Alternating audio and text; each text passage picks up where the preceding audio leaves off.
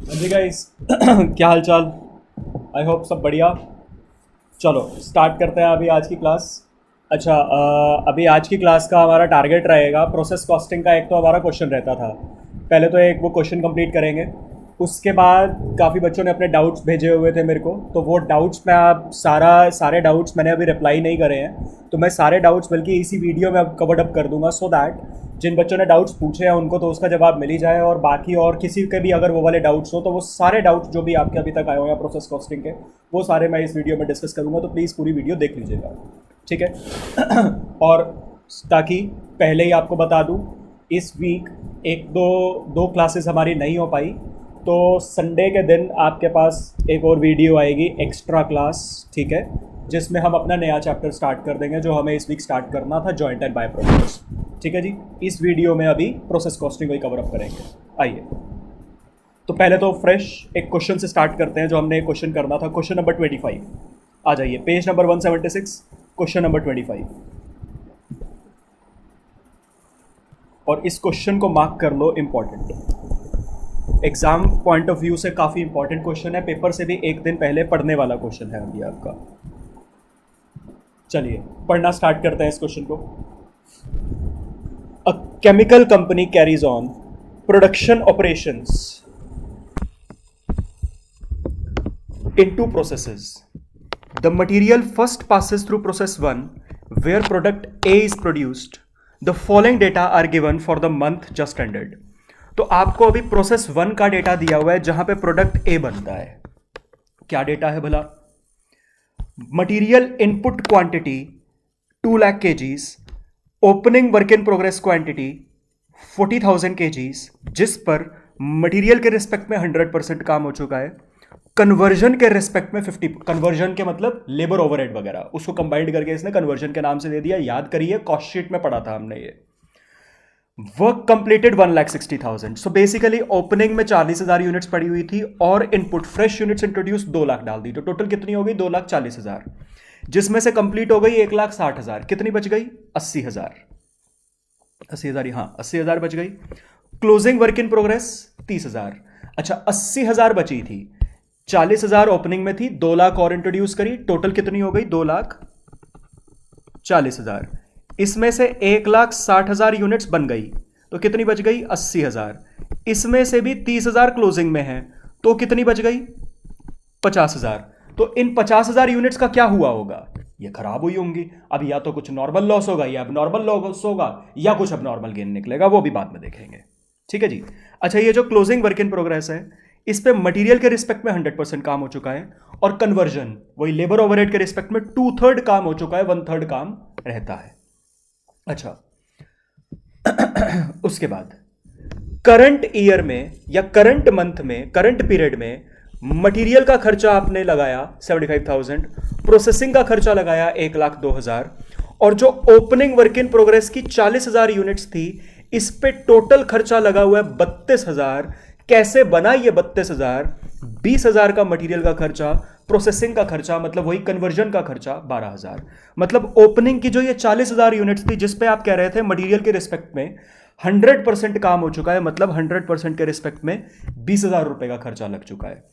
और जो कन्वर्जन के रिस्पेक्ट में कह रहे थे 50% काम हो चुका है ओपनिंग वर्क इन प्रोग्रेस की यूनिट्स पे, तो 50% के रिस्पेक्ट में मतलब 12,000 रुपए का खर्चा हो चुका है, जो कि टोटल 32,000 रुपए बनता है। यहां तक का डेटा तो है आपके पास ये। अब इसी डेटा को एक बारी मैं फ्रेम करके लिख रहा हूं, अभी सॉल्यूशन नहीं कर रहा हूं, सिर्फ इसी डेटा को नोट कर रहा हूं, क्योंकि आगे का क्वेश्चन फिर आगे मेरे को लिंक करवाना है। अच्छा, तो अभी आपको क्या बोला कि भाई ओपनिंग वर्क इन प्रोग्रेस में 40,000 यूनिट्स थी हमारे पास, जिस पे मटेरियल के रिस्पेक्ट में 100% काम हो चुका है, और 100% के रिस्पेक्ट में मतलब 20,000 रुपए का खर्चा लग चुका है, और कन्वर्जन कॉस्ट के रिस्पेक्ट में 50% काम हो चुका है, और 50% के रिस्पेक्ट में 12,000 रुपए का खर्चा लग चुका है, टोटल खर्चा 32,000 रुपए का लग चुका है। फिर हमने करंट मंथ में, मतलब यहां पे लिख देता हूं, करंट प्रोडक्शन के नाम पर हमने 2 लाख यूनिट्स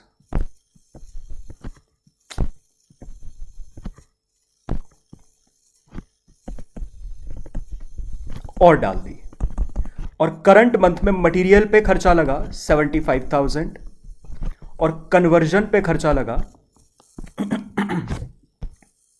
1,02,000। ठीक है जी। उसके बाद यहां से कंप्लीट हो गई। अभी मैं ट्रांसफर नहीं लिख रहा हूं, मेरे को अभी आगे की बात पढ़नी है। नॉर्मली हम कंप्लीटेड यूनिट्स को ट्रांसफर लिखते हैं, मैं यहां पे अभी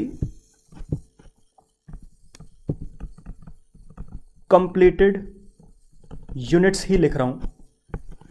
यहां से कंप्लीट कितनी हुई है यूनिट्स? 1,60,000। ऐसा क्यों, वो अभी देखेंगे। ये सारी बातें अभी मैं प्रोसेस 1 की बात कर रहा हूं।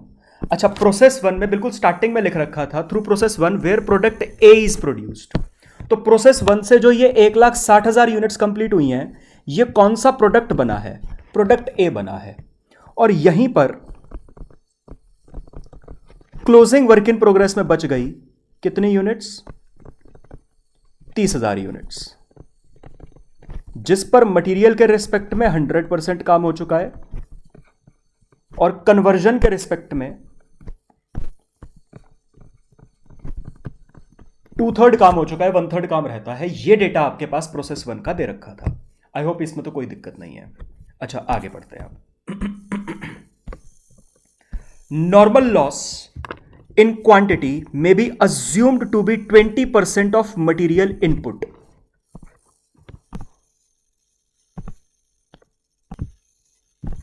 मतलब मटेरियल का आपने जितना भी इनपुट डाला होगा उसका 20% आपका नॉर्मल लॉस है।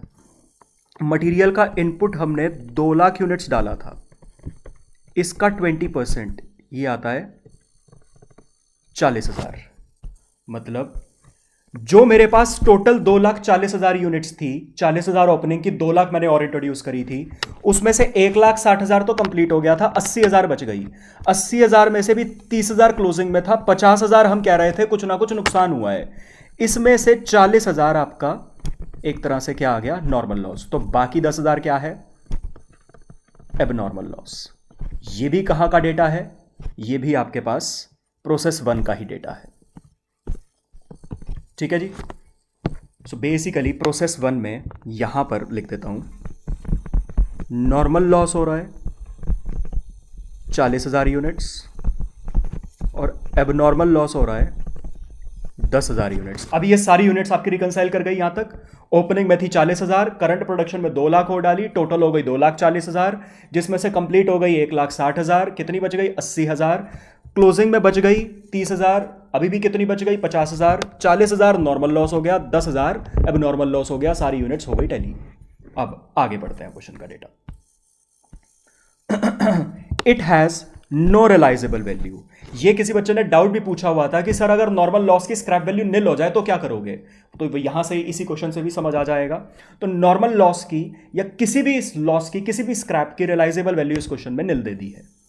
आइए, any quantity of product A can be sold at 1.6 per kg. any quantity of product A का मतलब क्या है?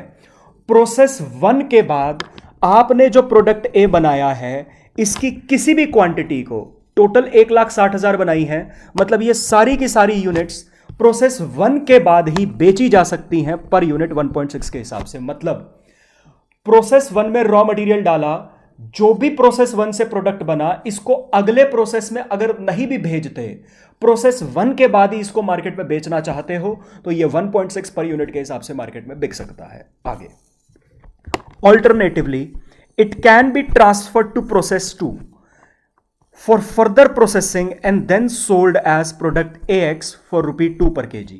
मतलब या तो प्रोसेस 1 के बाद ही जो प्रोडक्ट A बना है, इसको एज अ प्रोडक्ट A ही बेच लो 1.6 के हिसाब से, या फिर इसको फर्दर प्रोसेसिंग के लिए प्रोसेस 2 में डालिए। फर्दर प्रोसेसिंग के लिए अगर आप इसको प्रोसेस 2 में डालेंगे तो ये प्रोडक्ट AX में कन्वर्ट हो जाएगा, और ये जो प्रोडक्ट AX है इसकी पर यूनिट यहां पे ₹2 के हिसाब से बिक सकती है। पहले तो इतनी बात समझ आ गई। अब आगे मतलब एक तरह से आपके पास क्वेश्चन में क्या हो गया? या तो आप प्रोसेस 1 के बाद ही एज अ प्रोडक्ट ए भेज लो, कितने में बिकेगा 1.6, या फिर आप इसको प्रोसेस 2 में भेजो, फर्दर प्रोसेसिंग करो प्रोसेस 2 में, और प्रोसेस 2 से जो बन के प्रोडक्ट निकलेगा वो AX निकलेगा, और वो कितने में बिकेगा पर यूनिट 2 रुपए के हिसाब से। अब आगे, further materials are added in process 2 which yield 2 kgs of product AX for every kg of product A of process 1। मतलब पहले मैं इसका मतलब बोलता हूं, फिर दोबारा से इस लाइन को पढ़ेंगे। इस लाइन का मतलब यह है कि अगर आप प्रोडक्ट ए की 1 यूनिट प्रोसेस 2 में डालते हो फर्दर प्रोसेस करने के लिए, तो इसकी कितनी यूनिट्स बन के बाहर निकलेंगी? 2 यूनिट्स। मतलब प्रोसेस 2 में अगर आप 1 यूनिट का इनपुट डालते हो तो प्रोसेस 2 से कितनी यूनिट्स का आउटपुट बाहर आएगा? 2 यूनिट्स का। मतलब यहां पे 1,60,000 यूनिट्स का इनपुट, सॉरी मतलब प्रोसेस 1 से 1,60,000 यूनिट्स का आउटपुट आया था। प्रोसेस 1 से प्रोडक्ट ए का 1,60,000 यूनिट्स का आउटपुट आया था। अगर मैं प्रोसेस 1 का सारा आउटपुट प्रोसेस 2 में फर्दर प्रोसेसिंग के लिए डाल दूं, तो प्रोसेस 2 से जो AX बनेगा उसकी कितनी क्वांटिटी बन जाएंगी?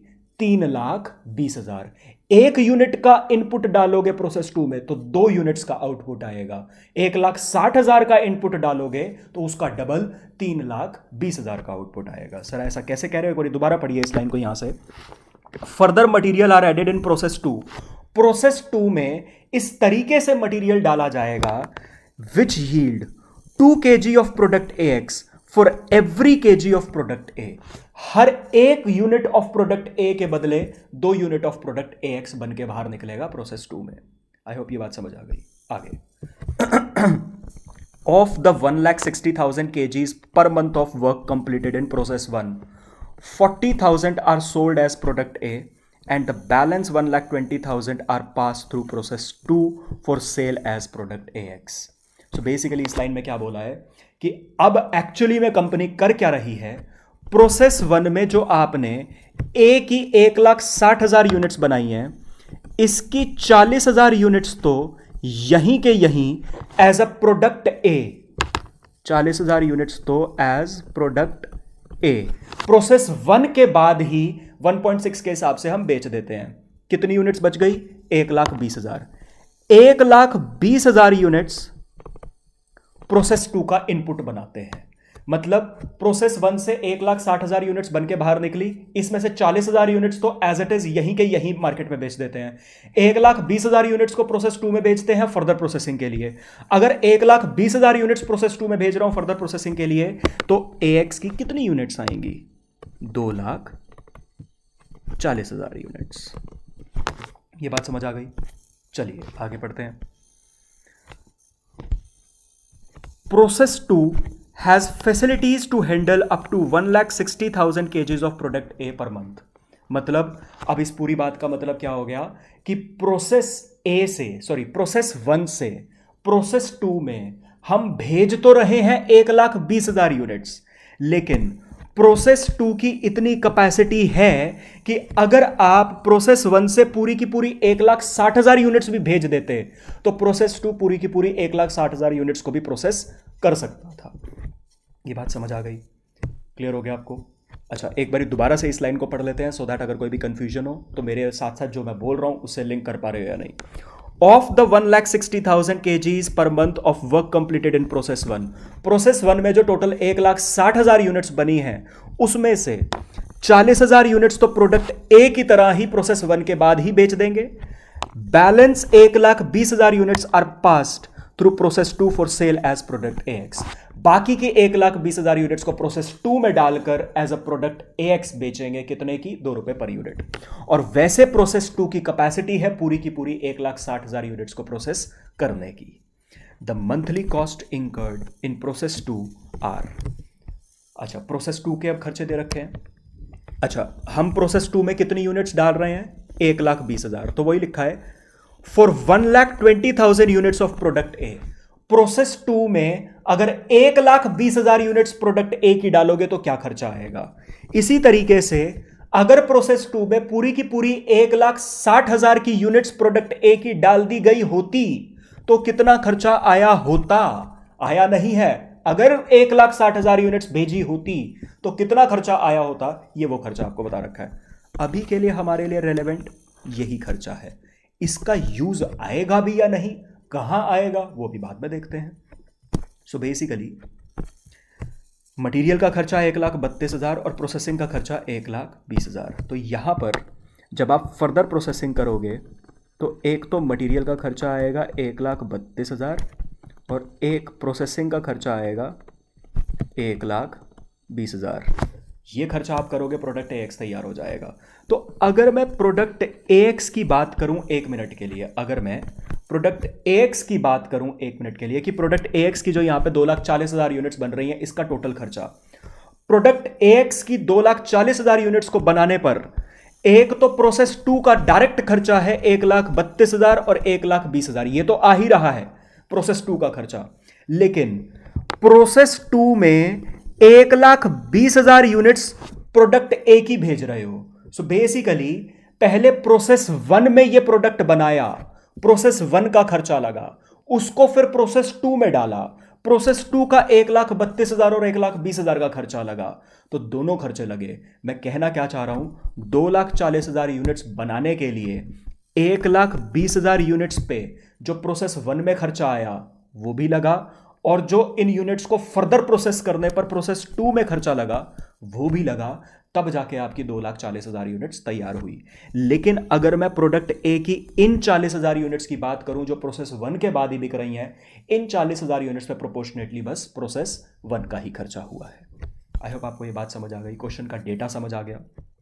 अब आगे बढ़ते हैं। तो यही डेटा है बस क्वेश्चन का। रिक्वायर्ड पहला part, determine using weighted average cost method the cost per kg of product A in process 1। Cost per kg of product A in process 1 मतलब आपको कॉस्ट पर यूनिट निकालनी है, स्टेटमेंट ऑफ इक्विवेलेंट प्रोडक्शन बनानी है, and the value of both completed work and closing work in progress मतलब आपको statement of apportionment of cost बनाना है for the month just ended. अच्छा, statement of equivalent production, sorry statement of cost per equivalent, sorry यहां पे लिखना था statement of cost per equivalent. So एक तो आपको statement of cost per equivalent production बोला है क्वेश्चन ने, दूसरा statement of apportionment of cost बोला है। क्या मेरे को स्टेटमेंट ऑफ इक्विवेलेंट प्रोडक्शन बनानी पड़ेगी? पहली स्टेटमेंट वो तो बनानी ही पड़ेगी, तभी सेकंड स्टेटमेंट बन पाएगी, और सेकंड स्टेटमेंट और फर्स्ट स्टेटमेंट के बेसिस पर तीसरी स्टेटमेंट। लेकिन क्वेश्चन ने आपसे प्रोसेस अकाउंट नहीं मांगा है, तो छोड़ो। अच्छा, तो पहले पहला पार्ट करते हैं, फिर सेकंड पार्ट पे आते हैं। क्या मांगा है? पहला पार्ट आपसे सिर्फ और सिर्फ प्रोसेस 1 के लिए मांगा है। आइए, तो प्रोसेस 1 का डेटा तो हमारे पास नॉर्मल था, पहले उसको सॉल्व करते हैं। चलिए स्टार्ट करिए। पार्ट 1 क्वेश्चन का, statement of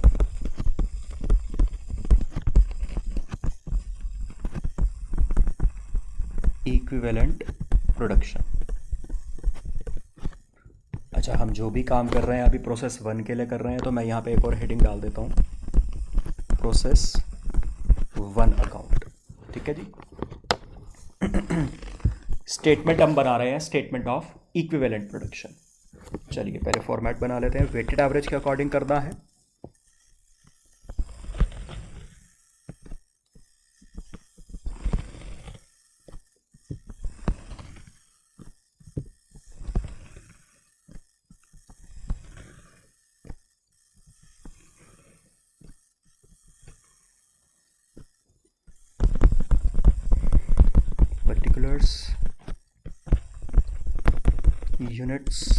particulars units percentage material percentage conversion cost।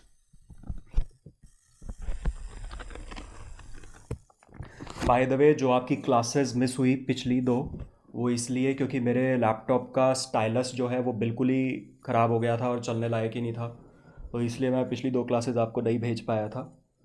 और देख लो, इस क्वारंटीन में भी आपके लिए मैं स्टाइलस को ठीक करवा के लाया हूँ किसी तरीके से। चलो, तो सबसे पहले opening work in progress. Opening work in progress की हमारे पास प्रोसेस 1 में 40,000 यूनिट्स थी। उसके बाद हमने यहां पे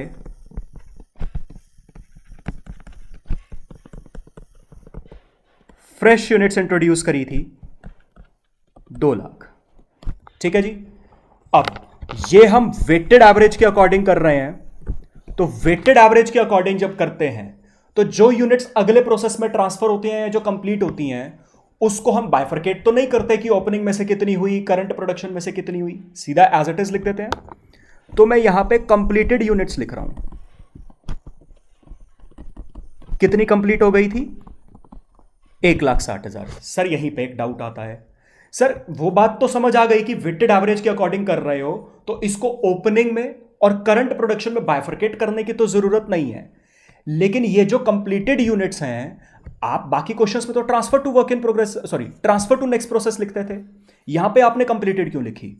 सर मैंने यहां पे ट्रांसफर टू नेक्स्ट प्रोसेस इसलिए नहीं लिखी क्योंकि सारी की सारी यूनिट्स अगले प्रोसेस में जा नहीं रही, कुछ यूनिट्स अगले प्रोसेस में जा रही हैं, कुछ इसी के बाद बिक रही हैं, तो मन में डाउट आता है। तो सर फिर एक काम करो ना, 1,60,000 में से 40,000 यूनिट्स इसी प्रोसेस के बाद बिक रही हैं, तो आप एक काम करो सर, आप कंप्लीटेड यूनिट्स लिखो 40,000 जो इसी प्रोसेस के बाद बिक रही हैं, और आप लिखो transfer to next process, process 2 1,20,000 जो अगले प्रोसेस में जा रही हैं।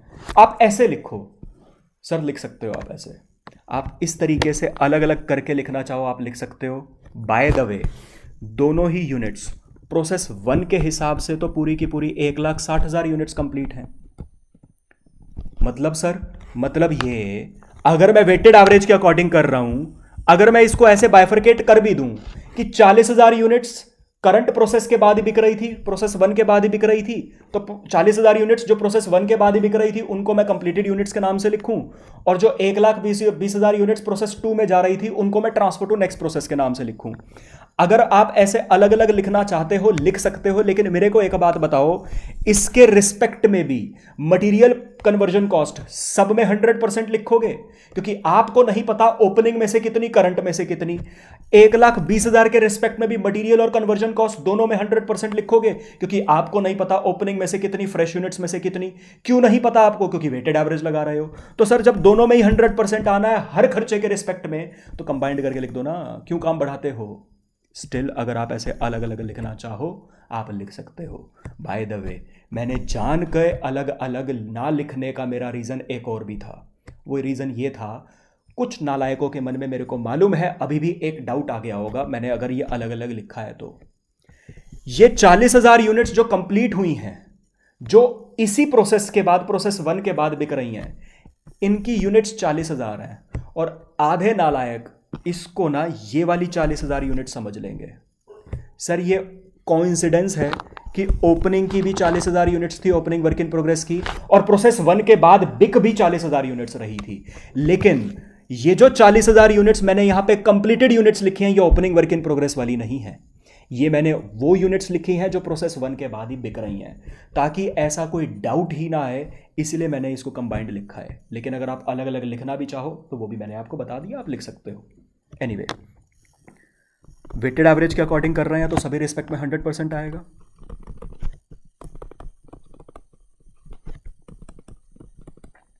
अच्छा, उसके बाद नॉर्मल लॉस भी था,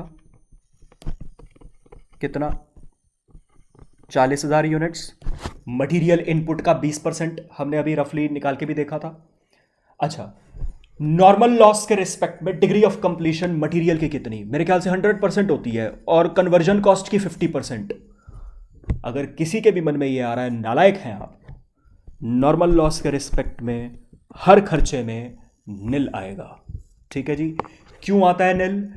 कन्वर्जन मतलब लेबर ओवरहेड का तो खर्चा लगा ही नहीं होता, क्योंकि नॉर्मल लॉस वो लॉस जो कि एडवांस में एंटिसिपेट हो जाता है, और मटेरियल का खर्चा अगर इस पे लगा भी होता है तो भी हम मटेरियल के रिस्पेक्ट में निल लेते हैं, ताकि यूनिट्स में आएगी नहीं इसकी यूनिट्स, और खर्चे में इसका खर्चा इंक्लूड होगा। तो न्यूमरेटर में खर्चा तो होगा, डिनोमिनेटर में नॉर्मल लॉस की यूनिट्स नहीं होंगी, तो वो सारा खर्चा रिमेनिंग यूनिट्स पे डल जाएगा और रिमेनिंग यूनिट्स की कॉस्ट इन्फ्लेट हो जाएगी। यही मेरा लॉजिक था नॉर्मल लॉस का। एनीवे, एबनॉर्मल लॉस की 10,000 यूनिट्स। अच्छा, एबनॉर्मल लॉस के रिस्पेक्ट में परसेंटेज ऑफ कंप्लीशन आपको क्वेश्चन में मेरे ख्याल से नहीं दे रखा है। वर्क इन प्रोग्रेस का दे रखा है, ओपनिंग वर्क इन प्रोग्रेस का नहीं दे रखा है इसका। नॉर्मल लॉस की परसेंटेज ऑफ कंप्लीशन अगर आपको क्वेश्चन में नहीं दी होती है तो कितनी मानते हैं? हर रिस्पेक्ट में 100%।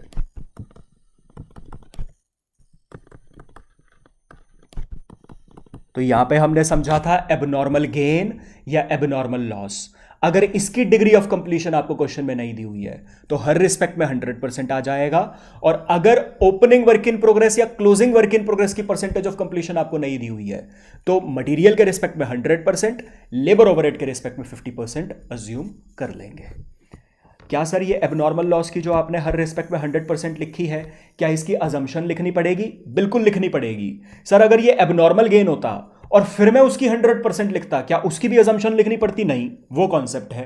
तो एबनॉर्मल गेन के केस में 100% लेते हो, कोई अजम्पशन लिखने की जरूरत नहीं है। एबनॉर्मल लॉस के रिस्पेक्ट में 100% लिखते हो, अजम्पशन बिल्कुल लेनी पड़ेगी। अच्छा, उसके बाद closing work in progress. Closing work in progress में 30,000 यूनिट्स, और क्वेश्चन ने कहा था मटेरियल के रिस्पेक्ट में 100% काम हो चुका है, लेबर ओवरहेड के रिस्पेक्ट में 2/3 काम हो चुका है। तो यहाँ पे तो 30,000 ही आ जाएगा, और कन्वर्जन कॉस्ट के रिस्पेक्ट में 20,000 आ जाएगा। बस आपके पास यूनिट्स आ जाएंगी।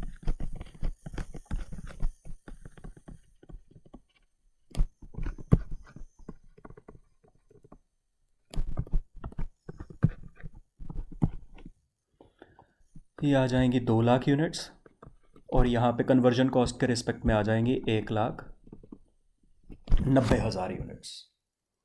समझ आ गया आपको ये? चलिए अब सेकंड स्टेटमेंट जो मेन था, statement of cost per equivalent production, weighted average के अकॉर्डिंग बनानी है। तो सबसे पहले आ जाता है यहाँ पे components, opening cost,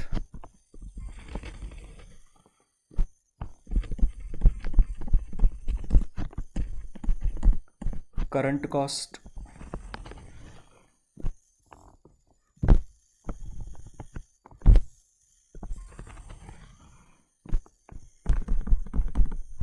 total cost,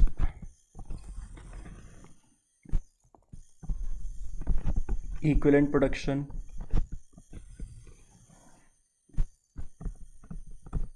cost per equivalent production.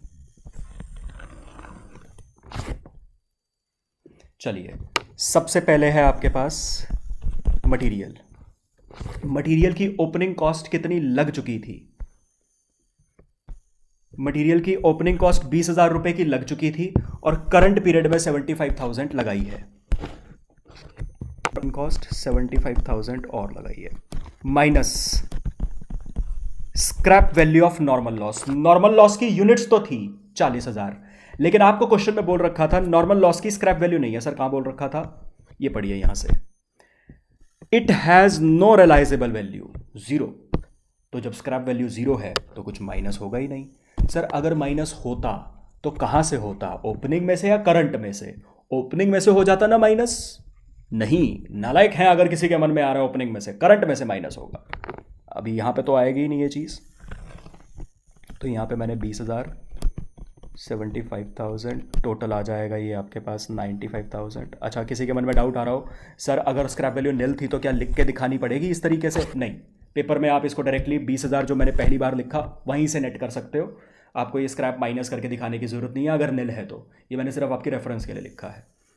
अच्छा, मटेरियल के रिस्पेक्ट में यूनिट्स आई थी 2 लाख, तो ये कॉस्ट पर यूनिट आ जाएगी 0.475। उसके बाद है आपके पास कन्वर्जन कॉस्ट। ओपनिंग में कन्वर्जन कॉस्ट थी 12,000, और करंट पीरियड में कन्वर्जन कॉस्ट का खर्चा किया है 1,02,000। कन्वर्जन कॉस्ट के रिस्पेक्ट में टोटल खर्चा आ गया 1,14,000, और यूनिट्स थी 1,90,000। तो पर यूनिट का खर्चा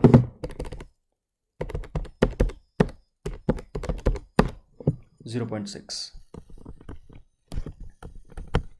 ठीक है जी, ये हो गई आपकी सेकंड स्टेटमेंट। अभी फर्स्ट पार्टी चल रहा है। अब तीसरी स्टेटमेंट क्वेश्चन ने मांगी थी, statement of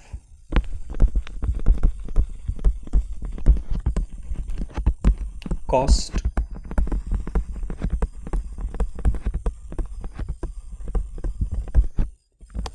apportionment. Statement of cost apportionment में दो ही चीजों का खर्चा निकलेगा, एक जो यूनिट्स यहां से कंप्लीट हुई हैं, दूसरा closing work in progress. Abnormal loss का मेरे ख्याल से मांगा नहीं है, नहीं मांगा है तो वो नहीं निकालेंगे आपसे। एंड द वैल्यू ऑफ, यहां से पढ़ रहा हूं, and the value of both completed work and closing work in progress. Although statement of cost apportionment में हमें हर उस चीज की कॉस्ट निकालनी होती है जो कॉस्ट पर यूनिट पे, मतलब abnormal loss, abnormal gain, closing work in progress, transfer to next process. लेकिन यहां पे क्वेश्चन ने बस इतना बोला है जो कंप्लीट हुई है और जो अगले वर्क, सॉरी, और जो यहां पे क्लोजिंग में है, बस इनका निकालो, बाकियों का बताने की जरूरत नहीं है। तो हम उतना ही करेंगे जितना क्वेश्चन ने बोला है। अच्छा, कंप्लीटेड यूनिट्स में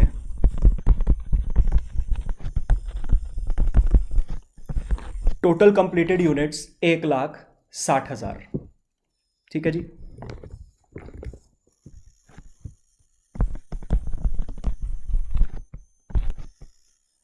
मटेरियल का खर्चा, यूनिट्स मैंने 1,60,000 कॉमन ले लिया, मटेरियल और कन्वर्जन का अलग अलग नहीं कर रहा हूं क्योंकि अब मैंने यहां पे बोला नहीं, लेकिन चलो मैं बोल देता हूं।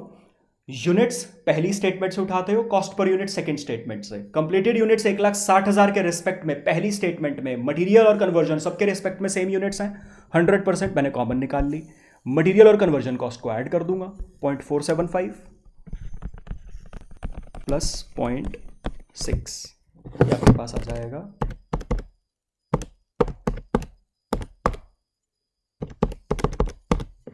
1,72,000। चलिए, अच्छा, उसके बाद closing work in progress. Closing work in progress की 30,000 यूनिट्स थी। इसमें मटेरियल के रिस्पेक्ट में अलग था और कन्वर्जन कॉस्ट के रिस्पेक्ट में अलग था। अगेन यूनिट्स के लिए पहली स्टेटमेंट, तो स्टेटमेंट ऑफ इक्विवेलेंट प्रोडक्शन में क्लोजिंग वर्क इन प्रोग्रेस के सामने मटेरियल में कितनी यूनिट्स, 30,000। इसी तरीके से पहली स्टेटमेंट में क्लोजिंग वर्क इन प्रोग्रेस में कन्वर्जन कॉस्ट में कितनी यूनिट्स, 20,000। मटेरियल की कॉस्ट पर यूनिट 0.475 और कन्वर्जन कॉस्ट की कॉस्ट पर यूनिट 0.6।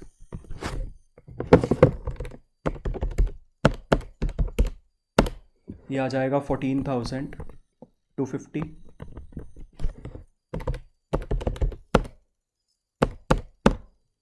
ये आ जाएगा 12,000। ये टोटल 26,250। तो आपके पास क्लोजिंग वर्क इन प्रोग्रेस की तो कॉस्ट आ गई 26,250 और जो पूरी 1,60,000 यूनिट्स बनी थी उनकी कॉस्ट आ गई 1,72,000। अच्छा, आगे बढ़ने से पहले अगर मैं आपसे पूछना चाहूं, ये जो आपकी 1,60,000 यूनिट्स कंप्लीट हुई थी, इसी में से 40,000 यूनिट्स तो एज प्रोडक्ट ए यहीं के यहीं बिक रही थी। अच्छा, 40,000 यूनिट्स की अगर मैं आपसे अलग कॉस्ट पूछना चाहूं तो बता सकते हो? बिल्कुल बता सकते हैं सर।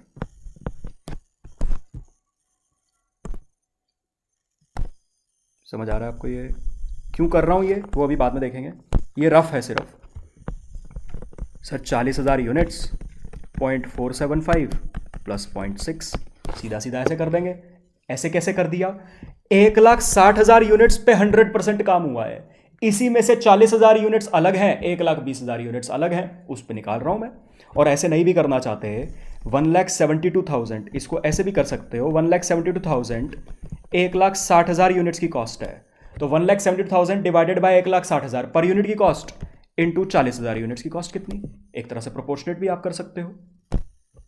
क्यों कर रहा हूं 40,000 यूनिट्स की कॉस्ट अलग से क्यों निकाल रहा हूं? कोई यूज है या नहीं है मेरे को भी नहीं मालूम, आगे देखेंगे अभी। अरे नालायक,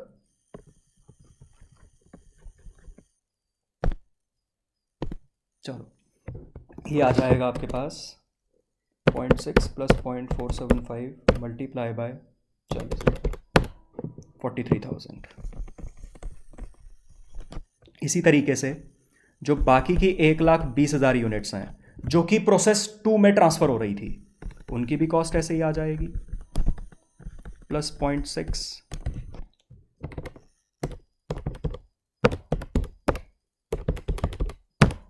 1,29,000। और अगर आप इन दोनों का एडिशन लगाओगे 1,29,000 प्लस 43,000 तो ये वही बनेगा 1,70,000। ठीक है जी। अच्छा सर एक बात बताओ, जो आपने ये किया है इतने पार्ट में, जो बॉक्स में मैंने डाला है, क्या सर ये हमें करना है? नहीं, ये रफ है, सिर्फ आपको समझाने के लिए अलग से किया है। ये पेपर में इसको प्रेजेंट करने की ज़रूरत नहीं है। आपने एक बारी पूरी 1,60,000 की कॉस्ट निकाल के दिखा दी, बात खत्म। ठीक है जी, ये हो गया आपका इस क्वेश्चन का फर्स्ट पार्ट पूरा। ठीक है जी, आइए अब सेकंड पार्ट पे आइए।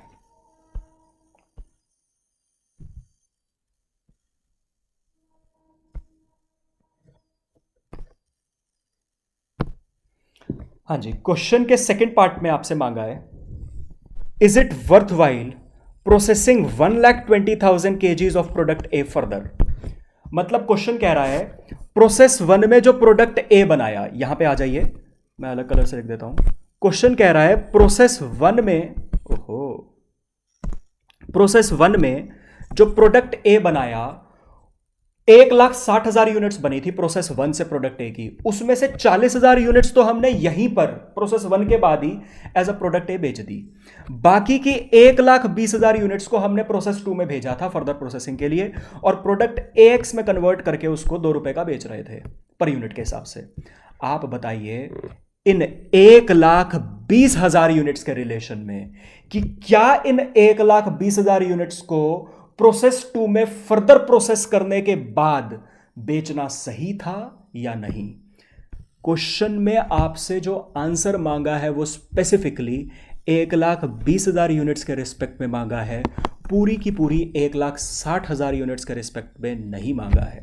पहले तो क्वेश्चन को देख लो, is it worth while processing 1,20,000 units of product A further. 1,20,000 units को फर्दर प्रोसेस करना ठीक था या नहीं।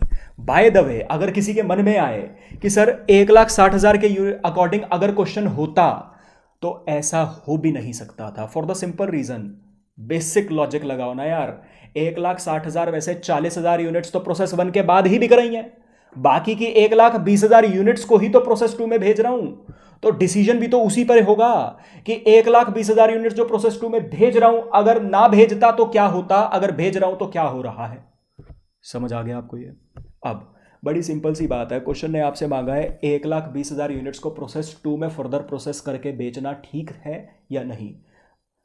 आप कोई भी डिसीजन कैसे लोगे इसमें? सिंपल सी बात है, प्रोसेस 2 में फर्दर प्रोसेस करने के बाद कितने का बिकता है, यहां पर क्या प्रॉफिट आता है। अगर इस 1,20,000 यूनिट्स को फर्दर प्रोसेस ना करता, प्रोसेस 1 के बाद ही यहां पर बेच देता, तो कितना प्रॉफिट आता? कंपेयर कर लो भाई, प्रोसेस 1 के बाद बेच देता 1,20,000 यूनिट्स तो कितना प्रॉफिट आता, फर्दर प्रोसेस करने के बाद कितने का बेच पा रहा हूं, उससे कितने का प्रॉफिट आ रहा है, वो निकाल लो, दोनों प्रॉफिट को कंपेयर कर लो। जहां पर अगर यहां पर प्रॉफिट ज्यादा आ रहा है तो मेरा फर्दर प्रोसेस करना ठीक है, अगर यहां पर प्रॉफिट ज्यादा आ रहा है तो मेरा फर्दर प्रोसेस करना ठीक नहीं है, फिर मेरे को प्रोसेस 1 के बाद ही बेच देना चाहिए था। बड़ी सिंपल सी बात है। आइए स्टार्ट करते हैं। अब मैं जो भी कर रहा हूं वो है, आपको अपनी रेफरेंस के लिए नोट करना होगा, बिल्कुल करिएगा। पेपर की प्रेजेंटेशन बिल्कुल नहीं है, जो मैं कर रहा हूं वैसे पेपर में नहीं कर सकते, आंसर सेम आएगा, लेकिन मैं अभी जो कर रहा हूं वो सिर्फ आपको कॉन्सेप्ट समझाने के लिए कर रहा हूं, पेपर प्रेजेंटेशन नहीं है, इसलिए मैं इसको अलग कलर से भी कर देता हूं। तो जो भी कर रहा हूं वो भी रफ है। तो अब मेरे पास एक तरह से सर 2 ऑप्शंस हो गए। ऑप्शन 1, पहली बात, डिसीजन जो लेना है वो कितनी यूनिट्स के रिस्पेक्ट में लेना है, 1,20,000। क्या डिसीजन लेना है कि 1,20,000 यूनिट्स जो प्रोसेस 1 में प्रोडक्ट ए की बनी थी उनको प्रोसेस 2 में भेज के फर्दर प्रोसेस करने के बाद बेचूं, या प्रोसेस 1 के बाद ही बेच दूं बिना फर्दर प्रोसेसिंग के। तो option 1, sell after process one only as product A. पहला ऑप्शन तो भैया ये है कि प्रोसेस वन के बाद ही बेच दो। अगर प्रोसेस वन के बाद बेचोगे तो एज अ प्रोडक्ट ए बिकेगा। तो प्रॉफिट निकाल लेते हैं। इस केस में क्या आएगा सर? प्रॉफिट कैसे निकलता है? सेल माइनस खर्चे, बस वही करूंगा। तो सबसे पहले सेल, अगर मैं इसको प्रोसेस वन के बाद एज प्रोडक्ट ए बेचता हूं तो क्वेश्चन कहता है, मैंने डायग्रामेटिकली भी लिखा हुआ है, मैं आपको क्वेश्चन में साथ साथ भी पढ़ा देता हूं। क्वेश्चन में लिखा हुआ है any quantity of product A can be sold at 1.6। तो प्रोसेस वन के बाद ही अगर एज अ प्रोडक्ट ए बेचोगे तो पर यूनिट कितने की बिकेगी? 1.6। हम कितने यूनिट्स को बेचने की बात कर रहे हैं? 1,20,000। यहां पे आपके मन में डाउट आ सकता है, सर प्रोसेस वन में प्रोडक्ट ए की 1,60,000 यूनिट्स बन रही थी, आपने सेल 1,20,000 यूनिट्स की क्यों लिखी है? क्योंकि मेरा पर्पज यहां पर प्रॉफिट निकालना नहीं है। दोबारा रिपीट करता हूं, मेरा पर्पज यहां पर सिर्फ प्रॉफिट निकालना नहीं है, मेरा पर्पज यहां पर प्रॉफिट निकालकर डिसीजन लेना है। और डिसीजन मेरे को कितनी यूनिट्स के रिस्पेक्ट में लेना है? 1,20,000। 40,000 यूनिट्स तो मैं ऑलरेडी प्रोसेस वन के बाद बेच रहा था, मेरे को डिसीजन 1,20,000 के रिस्पेक्ट में लेना है। तो मेरे को सेल भी 1,20,000 की कंसिडर करनी है, क्योंकि मेरे को प्रॉफिट भी कितनी यूनिट्स का कंपेयर करना है। So has to take the decision 1,20,000। समझ आया? मैं अभी इसको ना दोबारा अलग से दोबारा बोलूंगा एक बारी, अगर किसी का भी डाउट रह गया होगा तो वो समझ आ जाएगा। तो ये सेल आती है 1,92,000 माइनस। मैं एक बार दोबारा उस बात को रिपीट कर दूं, यहाँ पे एक बहुत बड़ा डाउट आता है कि सर आपने सेल 1,20,000 यूनिट्स लिखी है, जबकि प्रोसेस वन के बाद प्रोसेस ए की 1,60,000 यूनिट्स बनी थी। सर दो चीज़ें होती है, एक है मैं कहता प्रोसेस वन में जो 1,60,000 यूनिट्स बनी है प्रोडक्ट ए की, मेरे को बताओ अगर मैं इसको प्रोसेस वन के बाद ही बेचता तो कितना प्रॉफिट आता? अगर मेरा सवाल होता ये तो मैं सेल कितनी लिखता? 1,60,000 यूनिट्स के हिसाब से, क्योंकि मेरा पर्पस क्या है? प्रोसेस वन के बाद जितना प्रोडक्ट बना उसका प्रॉफिट निकालना। लेकिन अब मैं प्रॉफिट निकाल क्यों रहा हूं? मेरा इस केस में प्रॉफिट निकालने का पर्पस ही क्या है? प्रॉफिट शो करना पर्पस है, या प्रॉफिट के बेसिस पर डिसीजन लेना पर्पस है कि 1,20,000 यूनिट्स को फर्दर प्रोसेस करूं या नहीं? मेरा यहां पर डिसीजन लेने का मेन पर्पस है, और डिसीजन मेरे को 1,20,000 यूनिट्स के रिस्पेक्ट में लिखना है। तो मैं डिसीजन अगर 1,20,000 यूनिट्स के रिस्पेक्ट में लेना है तो सेल भी 1,20,000 यूनिट्स के रिस्पेक्ट में लिखूंगा, और खर्चे भी 1,20,000 यूनिट्स के रिस्पेक्ट में लिखूंगा। ठीक है जी। तो यहां पर अब खर्चे, expenses incurred in process 1 on 1,20,000 units. अब प्रोसेस वन में आपने पूरी की पूरी 1,60,000 यूनिट्स पे कितना खर्चा लगाया? 1,70,000 ये आपने निकाल रखा है। 1,20,000 यूनिट्स पे कितना खर्चा लगा वो आ जाएगा? बिल्कुल आ जाएगा। अगर 1,60,000 यूनिट्स पे 1,72,000 का खर्चा लगाया तो प्रोपोर्शनेटली 1,20,000 यूनिट्स पे कितना लगा होगा? आ जाएगा। नहीं तो फिर इस तरीके से भी निकाल सकते हैं।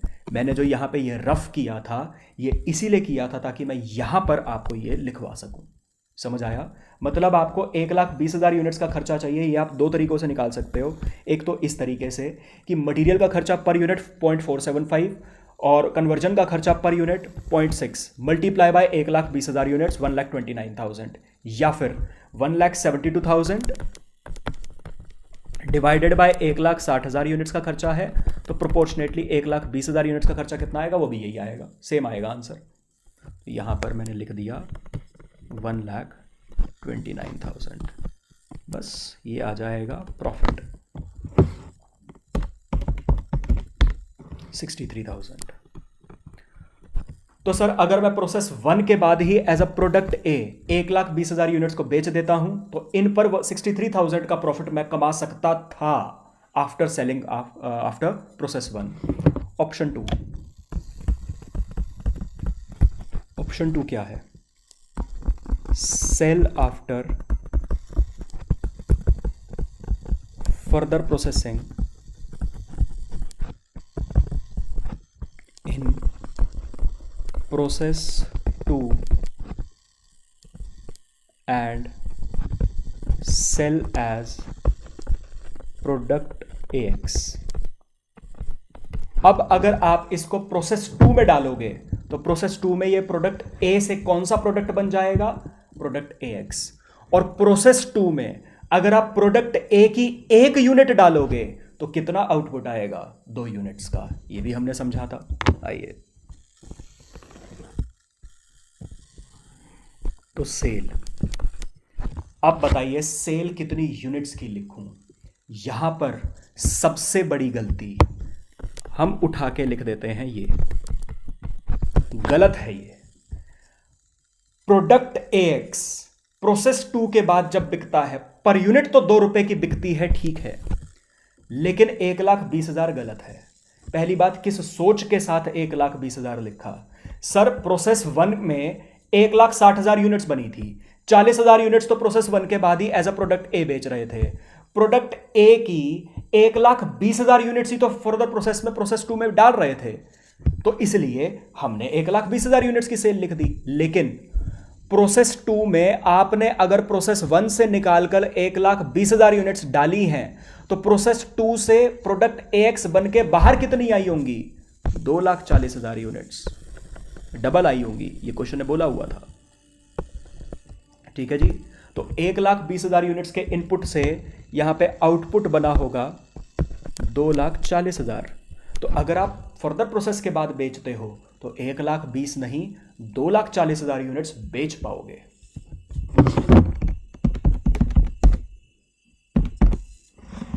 $4,80,000। अच्छा, इतनी यूनिट्स बेचने के लिए आपको क्या क्या खर्चा करना पड़ेगा? एक तो जो प्रोसेस 2 में खर्चा हो रहा है, प्रोसेस 2 में मटेरियल का खर्चा हो रहा था, ये मैंने यहाँ पे आपको लिखा हुआ था डायग्राम में या क्वेश्चन में, आपको यहाँ पे लिखा हुआ है। प्रोसेस 2 में 1,20,000 यूनिट्स ऑफ प्रोडक्ट ए को फर्दर प्रोसेस करने पर मटेरियल का 1,32,000, प्रोसेसिंग का 1,20,000, मटेरियल का 1,32,000 और प्रोसेसिंग का 1,20,000। तो प्रोसेस 2 में टोटल खर्चा होगा 1,20,000 यूनिट्स को प्रोसेस करके 2,40,000 में कन्वर्ट करने पर 2,52,000। सिर्फ इतना खर्चा नहीं होगा, माइनस प्रोसेस 1। पहले 1,20,000 यूनिट्स को प्रोसेस 1 में बनाया, प्रोसेस 1 का खर्चा आया, फिर उन यूनिट्स को प्रोसेस 2 में डाला, प्रोसेस 2 का खर्चा आया, तब जाके वो 2,40,000 यूनिट्स 2 रुपए के हिसाब से बिक पाई हैं। तो प्रोसेस 1 का भी खर्चा, अच्छा प्रोसेस 1 का तो खर्चा यही है 1,20,000 यूनिट्स पे, 1,29,000 आपके पास यहां का प्रॉफिट आ जाएगा।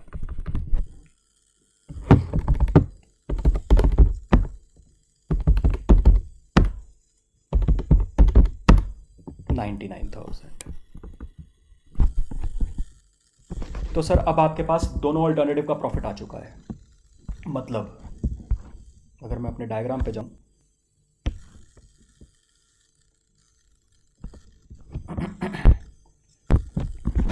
अगर हम 1,60,000 यूनिट्स प्रोसेस 1 में बन रही थी, इसमें से 40,000 यूनिट्स तो हमारा डिसाइडेड था प्रोसेस 1 के बाद ही बेचेंगे, उसके रिगार्डिंग तो मैं बात ही नहीं कर रहा डिसीजन मेकिंग में, 1,20,000 के रिस्पेक्ट में कर रहे हैं। 1,20,000 यूनिट्स प्रोसेस 1 के बाद जो प्रोडक्ट ए की बनी थी, या तो उसको प्रोसेस 1 के बाद ही बेच दो 1.6 के हिसाब से, या फिर 1,20,000 यूनिट्स को प्रोसेस 2 में डालिए, इस तरीके से डालिए कि प्रोसेस 2 से जो प्रोडक्ट बनेगा प्रोडक्ट ए एक्स, 1,20,000 यूनिट्स के बदले 2,40,000 यूनिट्स बन जाएंगे और वो 2 रुपए पर यूनिट के हिसाब से बिकेंगे। सवाल था प्रोडक्ट ए एक्स बनाकर बेच दूं या प्रोडक्ट ए बनाकर ही बेचता रहूं। कितनी यूनिट्स के रिस्पेक्ट में? 1,20,000। तो सर अगर 1,20,000 यूनिट्स को अगर 1,20,000 यूनिट्स को प्रोसेस 2 में डाल के फर्दर प्रोसेस करके बेचोगे, पहली बात 2,40,000 यूनिट्स बिक पाएंगी, दूसरी बात यहां पर प्रॉफिट आता है 99,000। और अगर 1,20,000 यूनिट्स को फर्दर प्रोसेसिंग के लिए नहीं बेचते, प्रोसेस 1 के बाद ही बेचते हो, तो पहली बात बेच भी 1,20,000 पाओगे, दूसरी बात यहां पे प्रॉफिट कितना पाओगे? 60,000। तो सर क्या करना चाहिए? प्रोसेस 1 के बाद बेचना चाहिए या प्रोसेस 2 के बाद बेचना चाहिए? प्रोसेस 2 के बाद बेचना चाहिए। ऑब्वियस सी बात है, क्योंकि यहां पे प्रॉफिट ज्यादा है। अच्छा, आगे की बात करने से पहले यहां तक की ही बात में एक डाउट आ जाता है। सर एक बात बताओ, आपने ये डिसीजन 1,20,000 के रिस्पेक्ट में लिखा, 1,20,000 यूनिट्स पे अगर फर्दर प्रोसेस करने के बाद ज्यादा प्रॉफिट आ रहा है तो सर मैं बाकी की ये 40,000 यूनिट्स प्रोसेस 1 के बाद क्यों बेच रहा हूं? सर ये सवाल बनाने वाला जानेगा।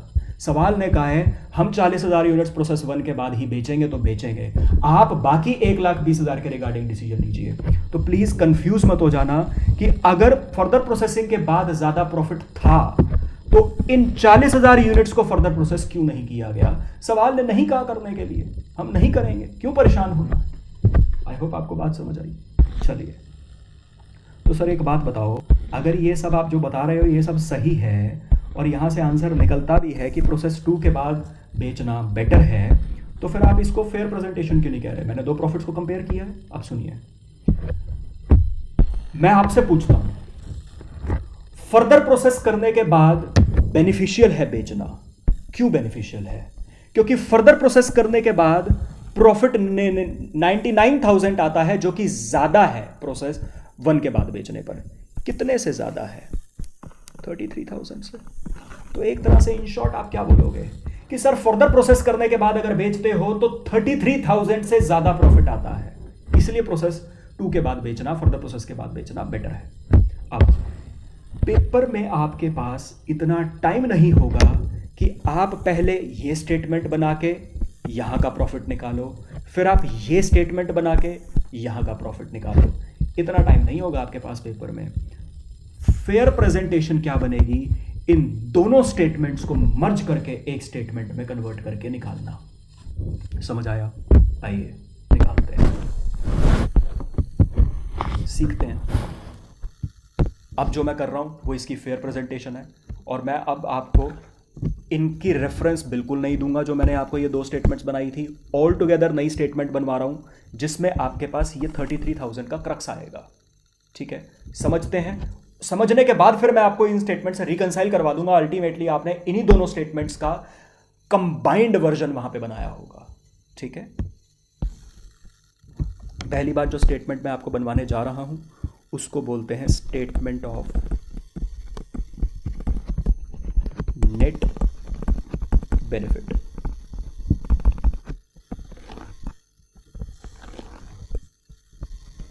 अब स्टेटमेंट ऑफ नेट बेनिफिट बनाने से पहले एक बात सुनिए। एक वर्ड होता है नेट बेनिफिट, एक वर्ड होता है प्रॉफिट। पहले इन दोनों में डिफरेंस समझ लीजिए। किसी भी पर्टिकुलर ऑल्टरनेटिव का प्रॉफिट, किसी भी पर्टिकुलर ऑल्टरनेटिव का प्रॉफिट प्रॉफिट कहलाता है। ऑप्शन 1 था प्रोसेस 1 के बाद बेच दो तो 63,000 का प्रॉफिट आएगा, इसको प्रॉफिट ही बोला जाएगा। ऑप्शन 2 था प्रोसेस 2 के बाद फर्दर प्रोसेसिंग के बाद बेच दो तो 99,000 कमा पाओगे, इसको प्रॉफिट ही बोला जाएगा। लेकिन दो ऑल्टरनेटिव्स के प्रॉफिट का डिफरेंस, दोबारा रिपीट करता हूं, दो ऑल्टरनेटिव्स के प्रॉफिट का डिफरेंस जो कि 33,000 आया था, इसको नेट बेनिफिट कहा जाता है।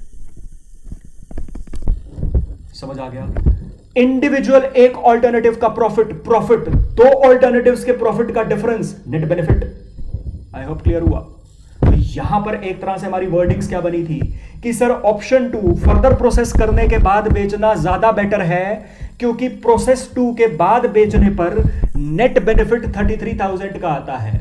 मतलब कहना क्या चाह रहे हैं कि प्रोसेस 2 के बाद नेट बेनिफिट 33,000 का आता है। मतलब सर प्रोसेस 2 के बाद जो प्रॉफिट आता है वो प्रोसेस 1 के प्रॉफिट से 33,000 से ज्यादा है। दोबारा रिपीट करता हूं, प्रोसेस 2, जब मैं ये बात बोलता हूं कि प्रोसेस 2 के बाद बेचने का नेट बेनिफिट 33,000 है, प्रोसेस 2 के बाद बेचने का नेट बेनिफिट 33,000 है, तो इससे कहना क्या चाहते हैं कि सर प्रोसेस 2 के बाद बेचने पर जो प्रॉफिट आता है वो प्रोसेस 1 के बाद बेचने के प्रॉफिट से 33,000 से ज्यादा है।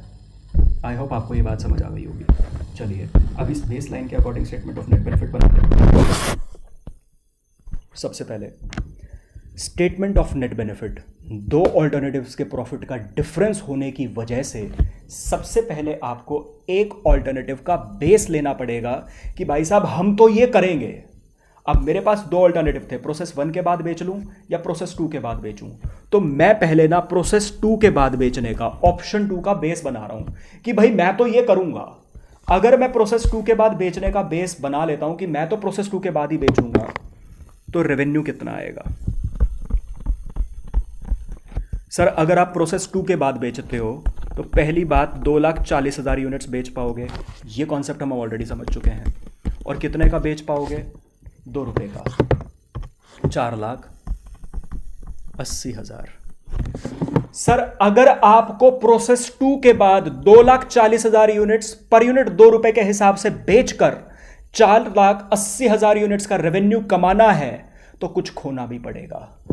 जो रेवेन्यू आप इन यूनिट्स पे प्रोसेस 1 के बाद बेचने पर कमा सकते थे वो खो दिया आपने, माइनस रेवेन्यू लॉस्ट, एक तरह से अपॉर्चुनिटी कॉस्ट।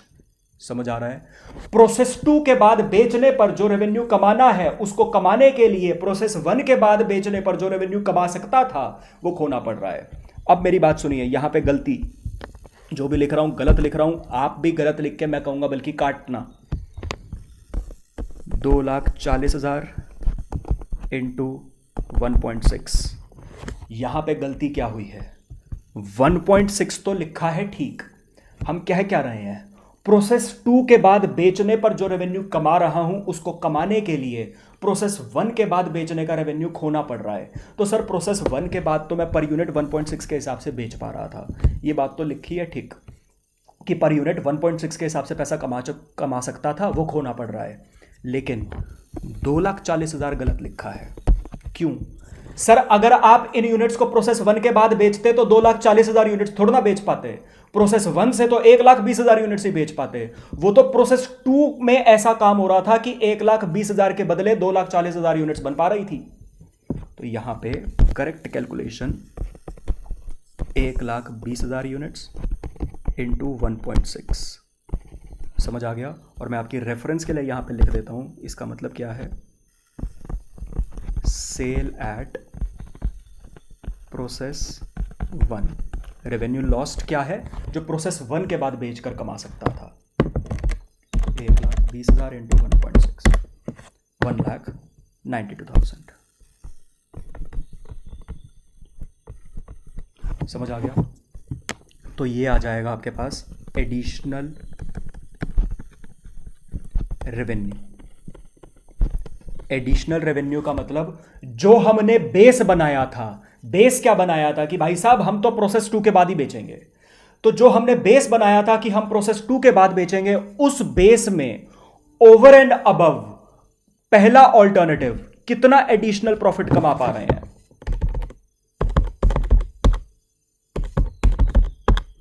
2,88,000। अगर आप प्रोसेस 2 के बाद बेचते हो तो प्रोसेस 2 के बाद बेचने पर प्रोसेस 1 के बाद बेचने से 2,88,000 से ज्यादा प्रॉफिट रेवेन्यू आप कमा पा रहे हो। अभी रेवेन्यू निकाला है, माइनस बेस क्या बनाया था, प्रोसेस 2 के बाद बेचूंगा।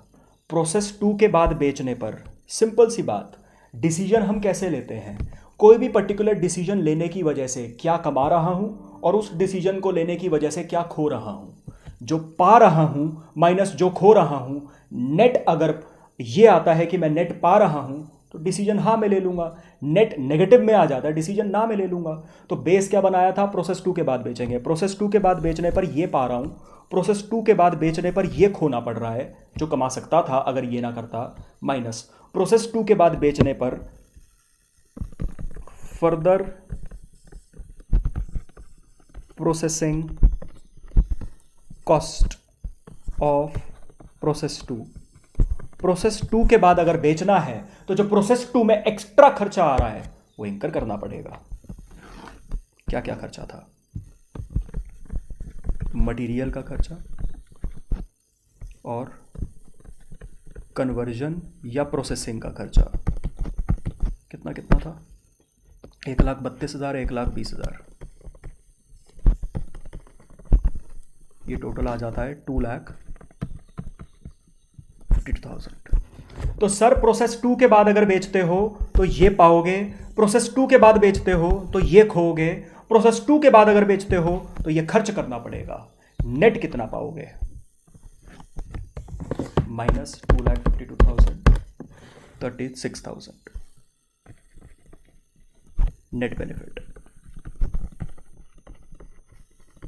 और अगर आप नोटिस करोगे ये जो 36,000 का नेट बेनिफिट आया है ये आपका मैच करेगा, ये 33 आ रहा था, अच्छा सॉरी ये भी 36 ही है,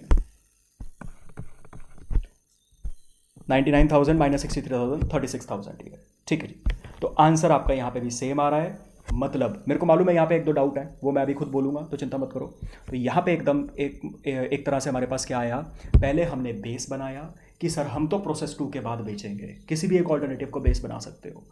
फिर मैंने उस बेस के हिसाब से कहा अगर ये बेस मैं एक्सेप्ट करता हूं, प्रोसेस 2 के बाद बेचने के अगर ऑप्शन को मैं एक्सेप्ट करता हूं तो इस ऑप्शन से क्या पाऊंगा, 4,80,000 का रेवेन्यू, और इतना पाने के लिए इतना खोना पड़ेगा और इतना एडिशनल खर्च करना पड़ेगा, एडिशनल इतना पालूंगा। समझ आया? ये जो 36,000 आया प्लीज इसको प्रॉफिट मत लिख देना, ये जो आपने बेस बनाया था प्रोसेस 2 के बाद बेचने का, प्रॉफिट नहीं आया है। ये पहला ऑल्टरनेटिव प्रोसेस 1 के बाद बेचने से जो प्रॉफिट आ सकता था उसके ओवर एंड अबव कितना प्रॉफिट आएगा अगर प्रोसेस 2 के बाद बेचते हो, ये वो आया है। ठीक है जी। अब आपके मन में एक डाउट आ सकता है, सर आपने फर्दर प्रोसेसिंग का खर्चा तो माइनस कर दिया, जो आपका खर्चा इन यूनिट्स पे प्रोसेस 1 में आया था वो कहां गया? सर जब मैंने रेवेन्यू लॉस्ट लिखा ना 1,92,000, इसमें प्रोसेस 1 का खर्चा भी है 1,29,000, प्रोसेस 1 में 1,20,000 यूनिट्स पे हुआ था।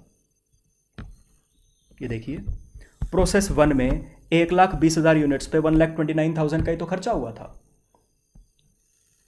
अब रेवेन्यू लॉस लिखा यहां पे, तो उसमें मैंने 1,92,000 जब लिखा तो प्रोसेस 1 में 1,20,000 यूनिट्स पे जो खर्चा आया था वो भी माइनस कर चुका हूं, और इसमें प्रॉफिट भी इंक्लूडेड है 63,000 का, जो प्रोसेस 1 के बाद बेचने पर मैं कमा सकता था। आपने यहाँ पे रफ स्टेटमेंट में लिखा कि अगर प्रोसेस 1 के बाद बेचते तो कितना प्रॉफिट कमा सकते थे, 63,000। मैंने सीधा रेवेन्यू लिख दिया, revenue sales value cost plus profit से बनी है, तो कॉस्ट भी माइनस, अगर मैंने रेवेन्यू माइनस किया है तो कॉस्ट भी माइनस हो गई, प्रॉफिट भी माइनस हो गया। एंड बाय द वे इसीलिए तो मैंने यहां पे कहा कि आपके पास जो यहां पे नेट आ रहा है ये एडिशनल प्रॉफिट है, क्योंकि पहले ऑल्टरनेटिव का प्रॉफिट आपने माइनस कर दिया। एक तरह से आपने क्या किया, अब अगर मैं इसको डिसेंबल करूं, आपको इसके पार्ट्स में इसको लेके जाऊं, प्रोसेस 2 के बाद बेचने पर 4,80,000 का रेवेन्यू कमा सकता हूं। प्रोसेस 2 के बाद बेचने पर अगर 4,80,000 का रेवेन्यू कमाना है तो प्रोसेस 1 का खर्चा करना पड़ेगा 1,29,000, प्रोसेस 2 का खर्चा आप करना पड़ेगा 2,52,000। पहला, प्रोसेस 2 के बाद बेचता हूं 4,80,000 का रेवेन्यू, ये कमाने के लिए। दूसरा, प्रोसेस 2 का पहला प्रोसेस 2 के बाद बेचता हूं तो पहली चीज क्या, 4,80,000 का रेवेन्यू। प्रोसेस 2 के बाद बेचता हूं तो दूसरी चीज क्या, प्रोसेस 1 का खर्चा 1,29,000। प्रोसेस 2 के बाद बेचता हूं तो तीसरी चीज क्या, प्रोसेस 2 का खर्चा करना पड़ेगा 2,52,000। अगर मैं सिर्फ इन तीन चीजों की बात करूं, 4,80,000, 1,29,000 और 2,52,000, मैंने प्रोसेस 2 के बाद बेचने पर क्या प्रॉफिट आता है वो निकाल लिया। अगर आप इतनी बात से देखो, जो आपने यहां पर 2 रहा 4,80,000 माइनस प्रोसेस 2 का खर्चा माइनस प्रोसेस 1 का खर्चा 99,000, यही निकाला था आपने। तो मतलब ये तीन चीजें हो गई रिकंसाइल। यहां पे मैं अलग कलर से कर देता हूं, यहां पे आ गई, यहां पे आ गई और यहां पे आ गई। आपकी इस कंबाइंड स्टेटमेंट को मैं मैच करवा रहा हूं, ये वाली फिगर मैच हो गई, ये वाली फिगर मैच हो गई, ये वाली फिगर मैच हो गई। ठीक है जी। अच्छा, यहां पर 63,000 का प्रॉफिट है, 1,29,000 का खर्चा है, 60,000 का प्रॉफिट है, 1,29,000 का खर्चा ऑलरेडी लिख चुका हूं, इनकी कंबाइंड वैल्यू 1,92,000 में आ चुकी है, तो पहली स्टेटमेंट भी रिकंसाइल हो गई। समझ आया आपको ये? और इसको अगर और इसको फर्दर पार्ट्स में तोड़ें, 4,80,000 माइनस 1,29,000 माइनस 2,52,000, इतने पार्ट्स से दूसरे प्रोसेस के बाद बेचने का प्रॉफिट आता है माइनस 63,000। दूसरे प्रोसेस के बाद बेचने के प्रॉफिट में से आपने पहले प्रोसेस के बाद बेचने का 63,000 का प्रॉफिट माइनस किया, आपके पास नेट प्रॉफिट आ गया। इसीलिए इस स्टेटमेंट को नेट बेनिफिट कहा जाता है। और यहां से जो आंसर आता है वो दो प्रोसेसेस, वो दो ऑप्शंस के प्रॉफिट का डिफरेंस होता है। समझ आया? आई होप आपको यह स्टेटमेंट समझ आ गई हो, क्योंकि ये स्टेटमेंट आपके अगले चैप्टर का बेस है। नेक्स्ट चैप्टर में, पूरे चैप्टर में आपको यही बनाना है। एनीवे, आगे बढ़ते हैं अब। तो ये हो गया आपका सेकंड पार्ट। तो यहां पे पहले कंक्लूजन ले देते हैं। Therefore it is worth while to further process 1,20,000 units in process 2। चलिए थर्ड पार्ट क्वेश्चन का, calculate minimum acceptable selling price. ध्यान रखिएगा लिखा क्या है, मिनिमम एक्सेप्टेबल सेलिंग प्राइस।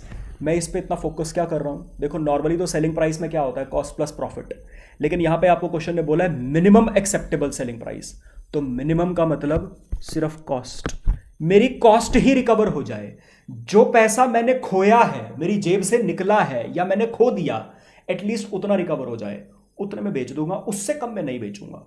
अगर यहां पे मिनिमम वर्ड ना होता तो मैं ये बात ना करता, फिर मैं कॉस्ट प्लस प्रॉफिट की बात करता, लेकिन मिनिमम वर्ड लिखा है तो मेरे को ये बात करनी है। तो आपसे क्वेश्चन ने कहा है minimum acceptable selling price per kg if potential buyer could be found for the additional output of product AX that could be produced with the remaining product of product A quantity. So basically third part में आपसे क्या बोला है कि जो process 1 में 1,60,000 units बन रही थी, उसमें से 1,20,000 यूनिट्स तो हम प्रोसेस 2 में भेज के प्रोडक्ट AX में कन्वर्ट करके भेज रहे थे। बाकी की 40,000 यूनिट्स प्रोसेस 1 के बाद ही बिक रही थी। क्वेश्चन कह रहा है अगर ये बाकी की 40,000 यूनिट्स भी मैं प्रोसेस 2 में डाल दूं, तो बताइए इन 40,000 यूनिट्स को जब मैं प्रोसेस 2 में डालने के बाद बेचूंगा तो कितने का बेचूंगा। मतलब पार्ट 3 बड़ा ही आसान सा, बस 5 मिनट का सवाल और रह गया। प्रोसेस 1 में 40,000 यूनिट्स थी, जो कि आप प्रोसेस 1 के बाद ही प्रोडक्ट A की तरह ही 1.6 के हिसाब से बेच रहे थे। मैंने पूरी 1,60,000 नहीं लिखी हैं, अब सिर्फ 40,000 लिखी हैं, क्योंकि अब तीसरा पार्ट सिर्फ 40,000 के लिए। क्वेश्चन कहता है अगर प्रोसेस 1 में as a product A in 40,000 units को ना बेचकर अगर इन यूनिट्स को भी प्रोसेस 2 में डाल देते हैं, तो ये बताइए प्रोसेस 2 के बाद जो ये प्रोडक्ट AX बनता इन 40,000 यूनिट से, उसकी मिनिमम सेलिंग प्राइस क्या होगी। बड़ी सिंपल सी बात है, इन 40,000 यूनिट्स की जो कॉस्ट होगी वो मिनिमम सेलिंग प्राइस होगी। लेकिन बड़ी सिंपल सी बात है, सुनिए मेरी बात। 40,000 यूनिट्स अगर एज इनपुट प्रोसेस 2 में जाती हैं, प्रोसेस 2 में इनपुट कितना डलेगा 40,000, लेकिन प्रोडक्ट AX का आउटपुट कितना बन के आएगा 80,000। समझ आ गया आपको? ये ध्यान रखिएगा इस बात का। आइए, तो हमें क्या करना है, 40,000 यूनिट्स को फर्दर प्रोसेस करने पर, प्रोसेस 2 में फर्दर प्रोसेस करने पर कितना खर्चा आ रहा है, बस वो एडिशनल खर्चा मेरी यहाँ पे सेलिंग प्राइस निकल जाएगी, क्योंकि मेरे को मिनिमम सेलिंग प्राइस निकालनी है। आइए, कुल ऑफ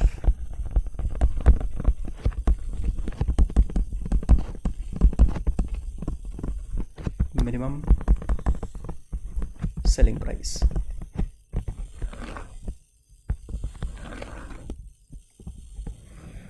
अच्छा, अब मेरे को एक बात बताइए, यहां पर जो प्रोडक्ट AX की मिनिमम सेलिंग प्राइस बताओगे, उसमें सिर्फ प्रोसेस 2 का खर्चा डालोगे या प्रोसेस 1 का भी खर्चा डालोगे इन 40,000 यूनिट्स पे?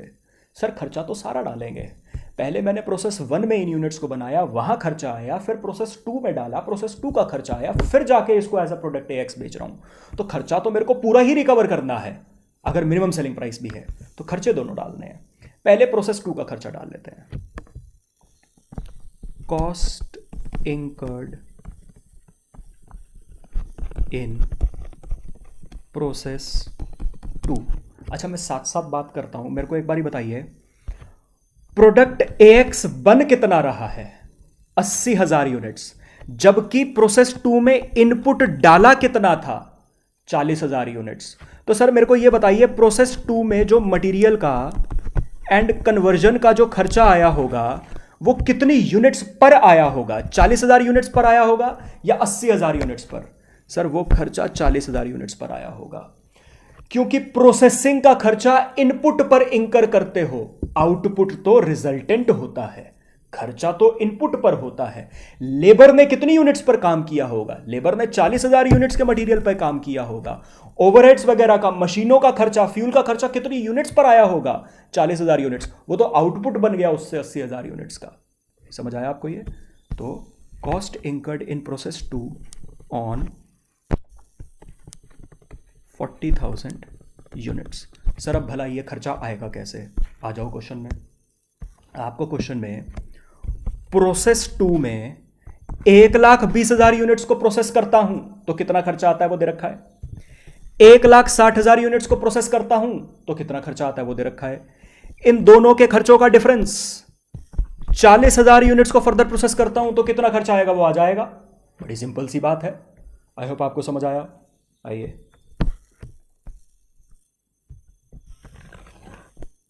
Material 176 minus 132,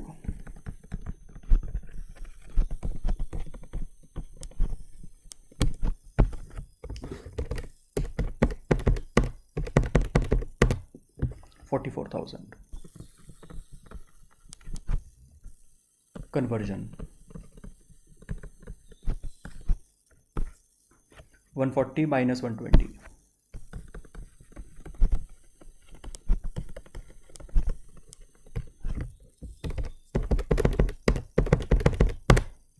20,000। तो ये तो आ गया आपके पास कि 40,000 यूनिट्स को फर्दर प्रोसेस करने पर प्रोसेस 2 में कितना खर्चा आ रहा है। अब प्रोसेस 1 का खर्चा। अच्छा एक बात बताओ, प्रोसेस 1 का सिर्फ खर्चा आएगा भाई 40,000 यूनिट्स को अगर आप प्रोसेस 2 में एज एन इनपुट डाल के प्रोसेस 2 के बाद बेचते हो तो प्रोसेस 1 का खर्चा तो आएगा ही आएगा मिनिमम सेलिंग प्राइस में। सर दूसरी बात, आप किसी भी कस्टमर को प्रोडक्ट बेचने गए, कस्टमर कहता है सस्ते से सस्ता बेच दो, तो आप कस्टमर को क्या कहोगे कि चलो तुमसे प्रॉफिट नहीं कमाते, लेकिन तुमको अगर प्रोडक्ट बेचने पर मैं कुछ खो रहा हूं तो वो तो तुमसे रिकवर करूंगा। समझ आया? दोबारा रिपीट करता हूं, कस्टमर अगर कहता है मेरे को सस्ते से सस्ते में बेच दो तो हम कस्टमर को कहेंगे ठीक है तुमसे प्रॉफिट नहीं कमाते, लेकिन तुमको प्रोडक्ट बेचने पर जो मेरा खर्चा हो रहा है वो तो तुमसे मांगूंगा ही मांगूंगा, प्लस तुमको प्रोडक्ट बेचने पर अगर मेरे को कुछ खोना पड़ रहा है तो वो तो तुमसे रिकवर करूंगा। सर ये 40,000 यूनिट्स अगर प्रोसेस 2 में डालकर प्रोडक्ट AX की तरह बेचना चाहते हो मिनिमम सेलिंग प्राइस में, तो प्रोसेस 2 में जो खर्चा आ रहा है वो भी मैं कस्टमर से रिकवर करूंगा मिनिमम सेलिंग प्राइस में, प्रोसेस 1 में जो खर्चा आ रहा है वो भी रिकवर करूंगा मिनिमम सेलिंग प्राइस में, और प्रोसेस 1 के बाद बेचकर जो इन यूनिट्स पर प्रॉफिट कमा सकता था वो अब नहीं कमा पाऊंगा तो वो भी तो रिकवर करूंगा। प्रोसेस 2 के बाद बेचने पर जो मैं खो रहा हूं, क्या खो रहा हूं? प्रोसेस 1 के बाद बेचने का प्रॉफिट खो रहा हूं, वो प्रॉफिट जो खो रहा हूं वो तो कस्टमर से रिकवर करूंगा मिनिमम सेलिंग प्राइस में। मतलब प्रोसेस 1 का कॉस्ट भी रिकवर करनी है और प्रोसेस 1 का प्रॉफिट भी रिकवर करना है। कितनी यूनिट्स पर? 40,000 यूनिट्स पर। कॉस्ट प्लस प्रॉफिट क्या बनता है? Selling price. और प्रोसेस 1 के बाद अगर आप ये प्रोडक्ट बेचते हो तो 1.6 पर यूनिट का बिकता है। प्रोसेस 1 के बाद की सेलिंग प्राइस दे रखी है पर यूनिट, मतलब इसमें पर यूनिट की कॉस्ट भी है प्रोसेस 1 की और पर यूनिट का प्रॉफिट भी है प्रोसेस 1 का। तो मैं सीधा सीधा revenue lost on 40,000 in process 1 सीधा ये लिख देता हूं, 40,000 units into 1.6,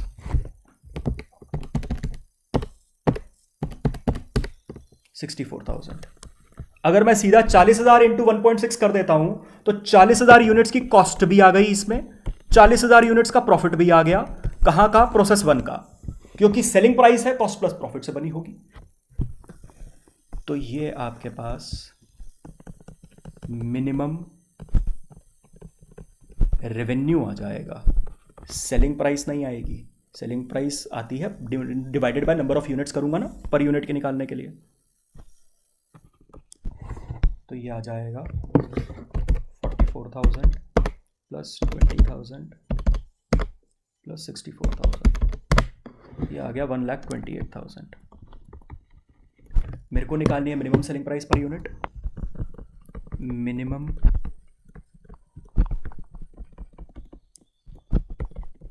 selling price per unit. अब यहां पर सुनिए गलती, जो भी लिख रहा हूं अब गलत लिख रहा हूं।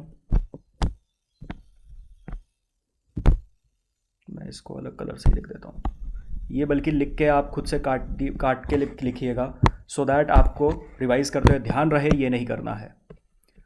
1,28,000 मिनिमम रेवेन्यू है, इतना कमाना है। नॉर्मली हम गलती करते हैं डिवाइडेड बाय 40,000 और हम पर यूनिट सेलिंग प्राइस निकाल देते हैं। ये गलत है। क्यों? सर खर्चा भले ही 40,000 यूनिट्स पर आएगा, लेकिन बिकेगा क्या? खर्चा 40,000 यूनिट्स पे आएगा क्योंकि खर्चा इनपुट पर आता है और इनपुट 40,000 यूनिट्स थी, लेकिन इनपुट बिकता थोड़ना है। बिकता क्या है? आउटपुट, और आउटपुट 80,000 यूनिट्स था। तो सर खर्चा आपका 1,28,000 आया है, रिकवर आपको 1,28,000 करना है, लेकिन कितनी यूनिट्स बेचकर करना है? 80,000 यूनिट्स बेचकर करना है, डिवाइडेड बाय 80,000। तो आपके पास मिनिमम सेलिंग प्राइस यहां पे 1.6 आ जाएगी। 1.6 में अगर आप बेचते हैं, आप प्रोसेस 1 का खर्चा, आप प्रोसेस 2 का खर्चा, ये सारा खर्चा आप रिकवर कर जाएंगे। आई होप आपको समझ आ गया, क्लियर हो गया। सो दिस इज इट, ये था आपका ये क्वेश्चन।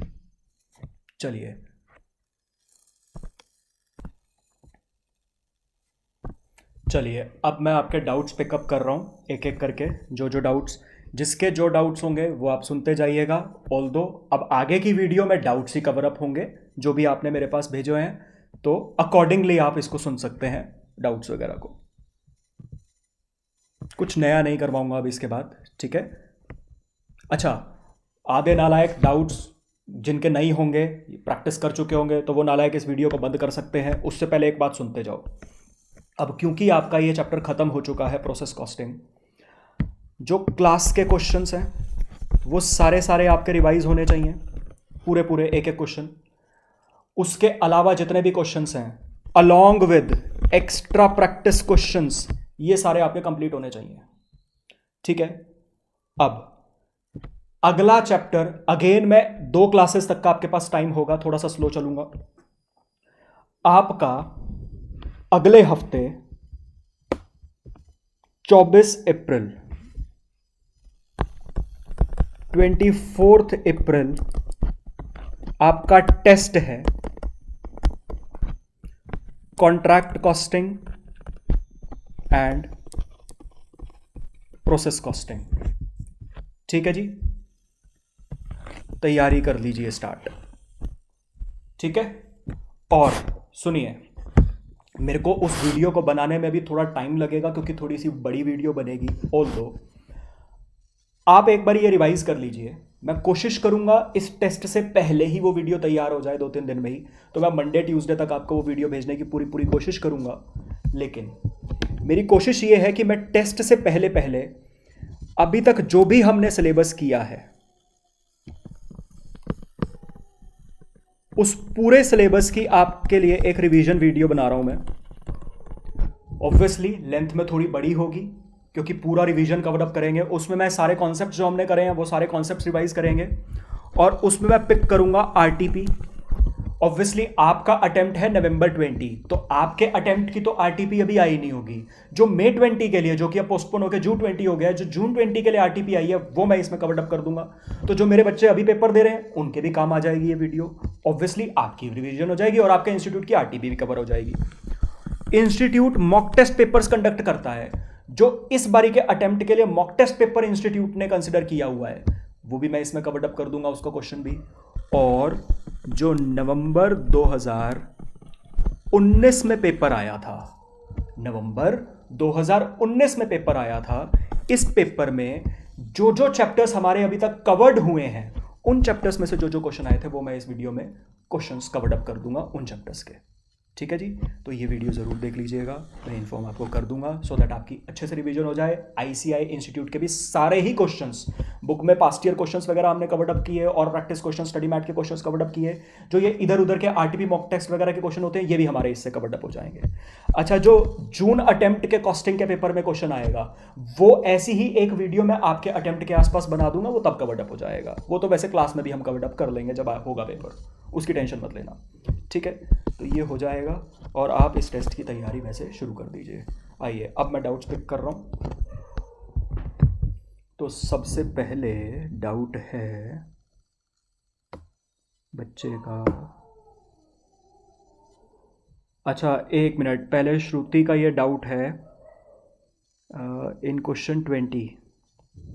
एक मिनट,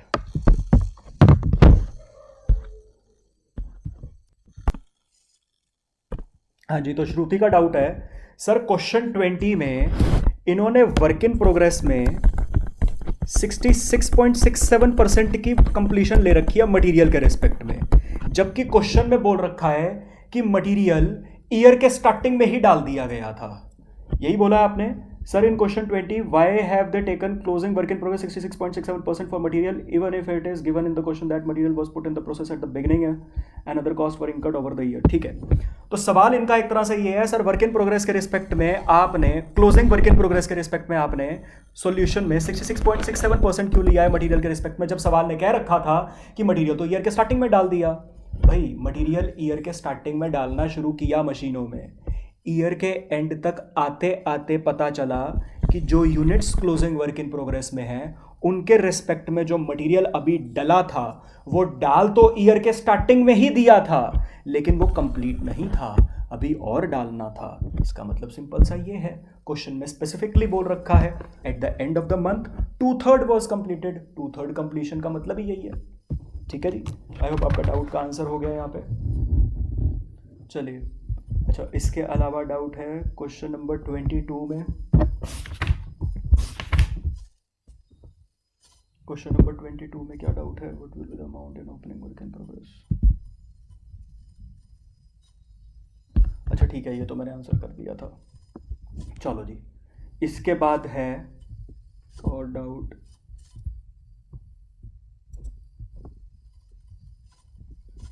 हाँ जी तुषार साहब का डाउट है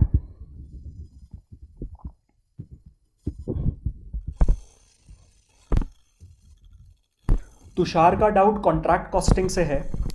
तुषार कॉन्ट्रैक्ट कॉस्टिंग में लिखता है सर, जो वो 6th फॉर्मूला था ईटीपी वाले केस में, जिसमें आपने लिखवाया था 1/3 और 2/3 into notional profit into cash receive divided by work certified, आपने इस फॉर्मूले में बताया था कि अगर काम 90% से ज़्यादा हो जाए तो ये वाला पार्ट नहीं लगाना, बाकी फॉर्मूला एज इट इज़ लगा दो। तो सर यही वाला आपका डाउट है ना? हाँ, तो सर बुक में ऐसा नहीं कर रखा, आपको ऐसे ही करना है, सजेस्टेड का है ये सॉल्यूशन, उसमें टेंशन मत लीजिए, आपको इसी के अकॉर्डिंग करना है, कोई दिक्कत नहीं है इसमें। इसके अलावा और क्या डाउट है? अच्छा, ये अब एक डाउट तुषार का भी और भी काफ़ी बच्चों का मेरे पास ये डाउट आया हुआ है, मानसी का भी मेरे को ध्यान आया हुआ था नॉर्मल लॉस के रिस्पेक्ट में। डाउट ये था सर, आप स्टेटमेंट ऑफ इक्विवेलेंट प्रोडक्शन में, मैं आप सिर्फ क्रेडिट साइड वाली इक्विवेलेंट प्रोडक्शन की स्टेटमेंट बना रहा हूँ रफली आपके लिए, कि सर यहाँ पे आप नॉर्मल लॉस लिखते हो, transfer to next process, closing work in progress, अब नॉर्मल लॉस वगैरह के बीच में आप यहाँ पे नॉर्मल लॉस लिखते हो, मान लो 2000 यूनिट्स नॉर्मल लॉस की हैं। ठीक है, अच्छा मैं ना एक काम करता हूँ, मैं इसको एप्पल वाला एग्जाम्पल अगर आपको ध्यान हो, मैं उसी के अकॉर्डिंग ना आपको यहाँ पे एक डेटा फ्रेम करवाता हूँ, सो दैट आपका ये डाउट दूर हो जाए। एप्पल वाले एग्जाम्पल में क्या था, 120 रुपये के एप्पल खरीद के लाया था। ठीक है, कितने एप्पल खरीद के लाया था? 12। कितने रुपए का? एक 10 रुपये का। एक एप्पल रास्ते में खराब हो गया था, 120 रुपये की कॉस्ट रिकवर करवानी थी, कितने एप्पल से? 10 एप्पल से। तो पर एप्पल की कॉस्ट कितनी आ रही थी? 12 रुपये। ठीक है, तो ये कितना बना? 120 डिवाइडेड बाय 10 एप्पल, मतलब बात क्या बनी, जो टोटल कॉस्ट है divided by normal output. Normal output मतलब आफ्टर डिडक्टिंग नॉर्मल लॉस। और अगर इस नॉर्मल लॉस की कोई स्क्रैप वैल्यू होती तो मैं वो यहां से माइनस कर देता। मतलब न्यूमरेटर में कॉस्ट माइनस स्क्रैप होता है, डिनोमिनेटर में यूनिट्स माइनस नॉर्मल लॉस की यूनिट्स होती हैं, यही होता है। अब हमारा जो ये वाला कॉन्सेप्ट है इक्विवेलेंट प्रोडक्शन वाला, उसमें हम यूनिट्स निकालने का काम करते हैं पहली स्टेटमेंट में और कॉस्ट निकालने का काम करते हैं सेकंड स्टेटमेंट में। आइए देखते हैं। अब अच्छा, मैं यहां पे बोल दूं, ये जो 2 एप्पल खराब हुए थे इनकी स्क्रैप 2 रुपए पर यूनिट है, 4 रुपए। तो आपका नेट सॉल्यूशन क्या बनेगा? आप क्या कहोगे, सर 116 रुपए की कॉस्ट रिकवर करवानी है 10 एप्पल से, मतलब पर एप्पल से कितनी रिकवर करवानी है? 11.6, क्योंकि 4 रुपए की कॉस्ट उन खराब एप्पल, नॉर्मल लॉस वाले एप्पल नहीं रिकवर करवा दी। तो ये बनेगा क्या? 120 माइनस 4 डिवाइडेड बाय 12 माइनस 2। समझ आया? 120 total cost minus scrap value divided by total units 12 minus normal loss की यूनिट्स 2। ये तो नेट यूनिट्स 10 आ गई। अब मेरे को एक बात बताओ, मैं वहां पे समझाने के लिए भी आपको ये बोल रहा था 120 माइनस 4 तो ठीक है, अगर मैं यहां पे 10 लिख दूं, क्या मेरे को फिर से यहां पे नॉर्मल लॉस की यूनिट्स माइनस करनी पड़ेगी? नहीं, 10 ऑलरेडी माइनस होके आया है। आइए देखते हैं कैसे आया है। मैं आपको इसी को ना इस स्टेटमेंट में बना के दिखा रहा हूं। अब मेरे को एक बात बताइए, आपने जब ये स्टेटमेंट बनाई होगी, मान लो ओपनिंग वर्क इन प्रोग्रेस कुछ नहीं है, आपने फ्रेश यूनिट्स डाली होंगी एप्पल की, कितनी? 12 यूनिट्स। 12 यूनिट्स खरीद के लाए थे, बिक कितनी रही हैं? कंप्लीटेड 10 यूनिट्स बिक रही हैं। नॉर्मल लॉस कितनी यूनिट्स का हो गया? 2 यूनिट्स का। अब यहां पे percentage material, percentage labour and overhead, ये लिख रहे हो आप, ठीक है। इसके रिस्पेक्ट में तो 100% लिखवा दिया मैंने, 10 10।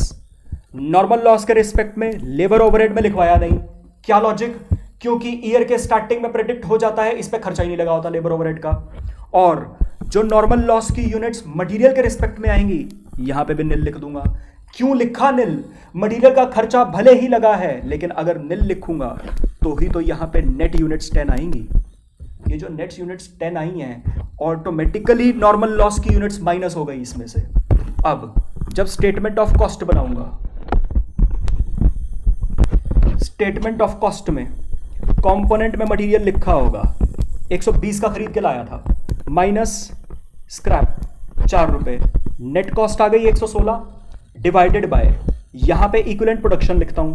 इक्विवेलेंट प्रोडक्शन पहली स्टेटमेंट से उठाते हैं। मटेरियल के रिस्पेक्ट में 10 यूनिट्स हैं, 10 यूनिट्स, तो मटेरियल कॉस्ट पर यूनिट 11.6 आ जाएगी वही। तो नॉर्मल लॉस की यूनिट्स के रिस्पेक्ट में हर रिस्पेक्ट में निल आता है। लेबर ओवरहेड के रिस्पेक्ट में निल इसलिए आता है क्योंकि एडवांसमेंट डिसिपेट हो जाता है, खर्चा ही नहीं लगा होता। मटेरियल के रिस्पेक्ट में निल इसलिए आता है ताकि यूनिट्स में से नॉर्मल लॉस माइनस हो जाए, और अगली स्टेटमेंट, स्टेटमेंट ऑफ कॉस्ट में उनका नुकसान इंक्लूडेड हो, ताकि नॉर्मल लॉस का नुकसान रिमेनिंग यूनिट्स पर डल जाए, जो कि मेरा नॉर्मल लॉस का कॉन्सेप्ट था, inflate the cost of remaining units, good units. I hope ये डाउट जिसका भी होगा वो क्लियर हो चुका होगा। उसके बाद और डाउट? अच्छा, रक्षिता के डाउट तो दिसंबर वाले टॉपिक में से। रक्षिता वो मैं भूल गया था, वो मैं अभी आपको अलग से टेक्स्ट कर रहा हूँ, मैं अभी साथ के साथ रिप्लाई कर रहा हूँ उनका, ठीक है। अच्छा, इसके बाद दीक्षा मैडम का डाउट है क्वेश्चन नंबर 11 में। सबसे पहले तो कि सर क्वेश्चन नंबर 11 में, इस क्वेश्चन में प्रोसेस 1 के 100% अज्यूम किया हुआ है।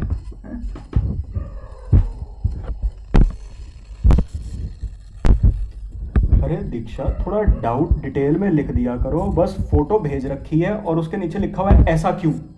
खुद ढूंढ लो पूरे पेज पर क्या है क्या नहीं, मेरे को नहीं पता। ऐसा क्यों बताओ, गजब बात, हद हो गई। तुमने पहले भी ऐसा एक डाउट पूछा था, वो थ्रेड वाला, अगर तुमको याद हो, नालायक।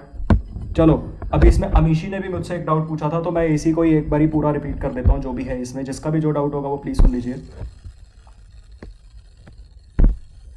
ये तुम वैसे सवाल के लिए बोल रही थी ऐसा क्यों, कॉस्टिंग के लिए बोल रही थी ऐसी क्यों। चलो, अब यहां पर क्वेश्चन में आपके पास डेटा है। अच्छा, एक तो डाउट इसमें यह भी आ रहा था, जैसे यहां पे लिख रखा है Doubles limited produces a chemical which requires processing in 3 departments. In the second department materials are added doubling the number of units. मतलब सेकंड डिपार्टमेंट में एक कंपनी है जिसमें 3 डिपार्टमेंट्स हैं, डिपार्टमेंट 1, डिपार्टमेंट 2, डिपार्टमेंट 3, तीनों से होके जब जाता है प्रोडक्ट तो वो फाइनल प्रोडक्ट बनता है। तो हम जब डिपार्टमेंट 1 से प्रोडक्ट निकाल के डिपार्टमेंट 2 में डालते हैं, डिपार्टमेंट 1 से निकालकर जब डिपार्टमेंट 2 में डालते हैं, अगर मैं यहां से 1 यूनिट डाल रहा हूं डिपार्टमेंट 2 में, तो डिपार्टमेंट 2 से 1 यूनिट की 2 यूनिट बन के बाहर निकलती हैं। वही पॉइंट जो अभी हमने क्वेश्चन किया उसमें था, वो यहां से पता चला, इसे लिखा हुआ है added doubling the number of units. आगे the following information relate to operations of department number 2 वगैरह वगैरह आपको दे रखा है। 10,000 units transfer to department number 3 16,000 units, ये यूनिट्स रिसीव्ड थी डिपार्टमेंट 1 से। Balance of the units were still in process 100%, material के रिस्पेक्ट में 50%, लेबर ओवरहेड के रिस्पेक्ट में वर स्टिल इन प्रोसेस। ये आ गया आपके पास एक तरह से क्लोजिंग वर्क इन प्रोग्रेस। उसके बाद cost of input transferred from department number 1 1,20,000 रुपए। ये जो 10,000 यूनिट्स पिछले प्रोसेस से आ रही हैं डिपार्टमेंट 1 से, ये 1,20,000 रुपए की हैं। Cost added by department number 2, material का खर्चा 35,200, लेबर का खर्चा 36,000, फैक्ट्री ओवरहेड्स का खर्चा 28,800। अरे तो ये क्वेश्चन तो बिल्कुल ही सिंपल सा है, बड़ी सिंपल सी बात है। अगर इसको मैं रफली लिखूं, स्टेटमेंट ऑफ इक्विवेलेंट प्रोडक्शन में आपने ट्रांसफर लिया, transfer from department 1 10,000 units. Question ने कहा जितनी यूनिट्स जितनी यूनिट्स डिपार्टमेंट 1 से आएंगी, इस तरीके से डिपार्टमेंट 2 में काम होगा कि उससे डबल यूनिट्स हो जाएंगी, मतलब डबलिंग इफेक्ट। ये क्वेश्चन ने बोला है 10,000 यूनिट्स, मतलब डिपार्टमेंट 1 की 10,000 यूनिट्स प्रोसेस 2 में, डिपार्टमेंट 2 में 20,000 यूनिट्स मानी जाएंगी। समझ आया आपको ये? इसको तो आप इस तरीके से समझ लीजिए कि जैसे फॉर एग्जांपल मैं बोलूं कि भाई डिपार्टमेंट 1 था ना, डिपार्टमेंट 1 प्रोडक्ट को लॉट वाइज बेचता था। कैसे? लॉट वाइज, एग्जांपल दे रहा हूं, लॉट वाइज बेचता था, और ये एक लॉट में 10 यूनिट्स होती थी। तो डिपार्टमेंट 1 ने डिपार्टमेंट 2 को एग्जांपल के लिए 5 लॉट भेजे, तो डिपार्टमेंट 2 का आउटपुट ट्रांसफर्ड कितना आएगा? 5 यूनिट्स, क्योंकि 5 लॉट भेजे हैं और डिपार्टमेंट 1 लॉट में बात करता है। लेकिन जो डिपार्टमेंट 2 है वो लॉट में बात नहीं करता, वो पर यूनिट के बेसिस पे बात करता है। तो डिपार्टमेंट 2 के लिए इनपुट कितना बनेगा? एक लॉट में 10 यूनिट्स इंटू 5 लॉट, तो डिपार्टमेंट 2 के लिए कितना इनपुट बन जाएगा? 50 यूनिट्स। अब आप बोलो सर डिपार्टमेंट 1 से तो आउटपुट निकला था 5 यूनिट, डिपार्टमेंट 2 में 50 यूनिट कैसे बन गया? अरे 50 टाइम्स इंपैक्ट हो गया, 10 टाइम्स इंपैक्ट हो गया, यहां पर डबलिंग इंपैक्ट हो गया। ऐसा कोई मटेरियल होगा तो कोई दिक्कत थोड़ा ना है। उसके बाद इसका हुआ क्या? ट्रांसफर हो गया डिपार्टमेंट 3 में 16,000, बाकी क्लोजिंग वर्क इन प्रोग्रेस में बच गया 4,000। जो ट्रांसफर हुआ है अगले प्रोसेस में हर रिस्पेक्ट में 100%, कोई वर्क वेटेड एवरेज या फीफो लगा के ऐसा नहीं किया है, क्योंकि ओपनिंग था ही नहीं, तो फीफो लगा लो, वेटेड एवरेज लगा लो, कोई दिक्कत ही नहीं है, बाइफर्केशन वैसे ही नहीं कर सकते। और क्लोजिंग वर्क इन प्रोग्रेस पे 100% मटेरियल के रिस्पेक्ट में, बाकी के रिस्पेक्ट में 50% बोल रखा था। अब मेरे को ये नहीं समझ आया तुमने ये क्या लिखा है, किस 100 क्या लिया है, वो एक बार क्लियर कर देना, फिर मैं आपको एक्सप्लेन कर दूंगा।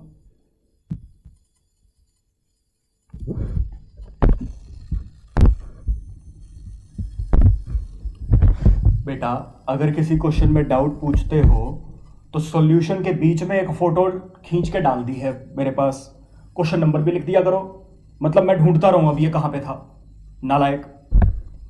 तो अगला डाउट है क्वेश्चन नंबर 21 में। अब क्वेश्चन नंबर 21 में डाउट पूछा है सर सॉल्यूशन में नेक्स्ट इक्विवेलेंट यूनिट, इसमें ये opening work in progress cost वाला क्या किया है, क्यों किया है?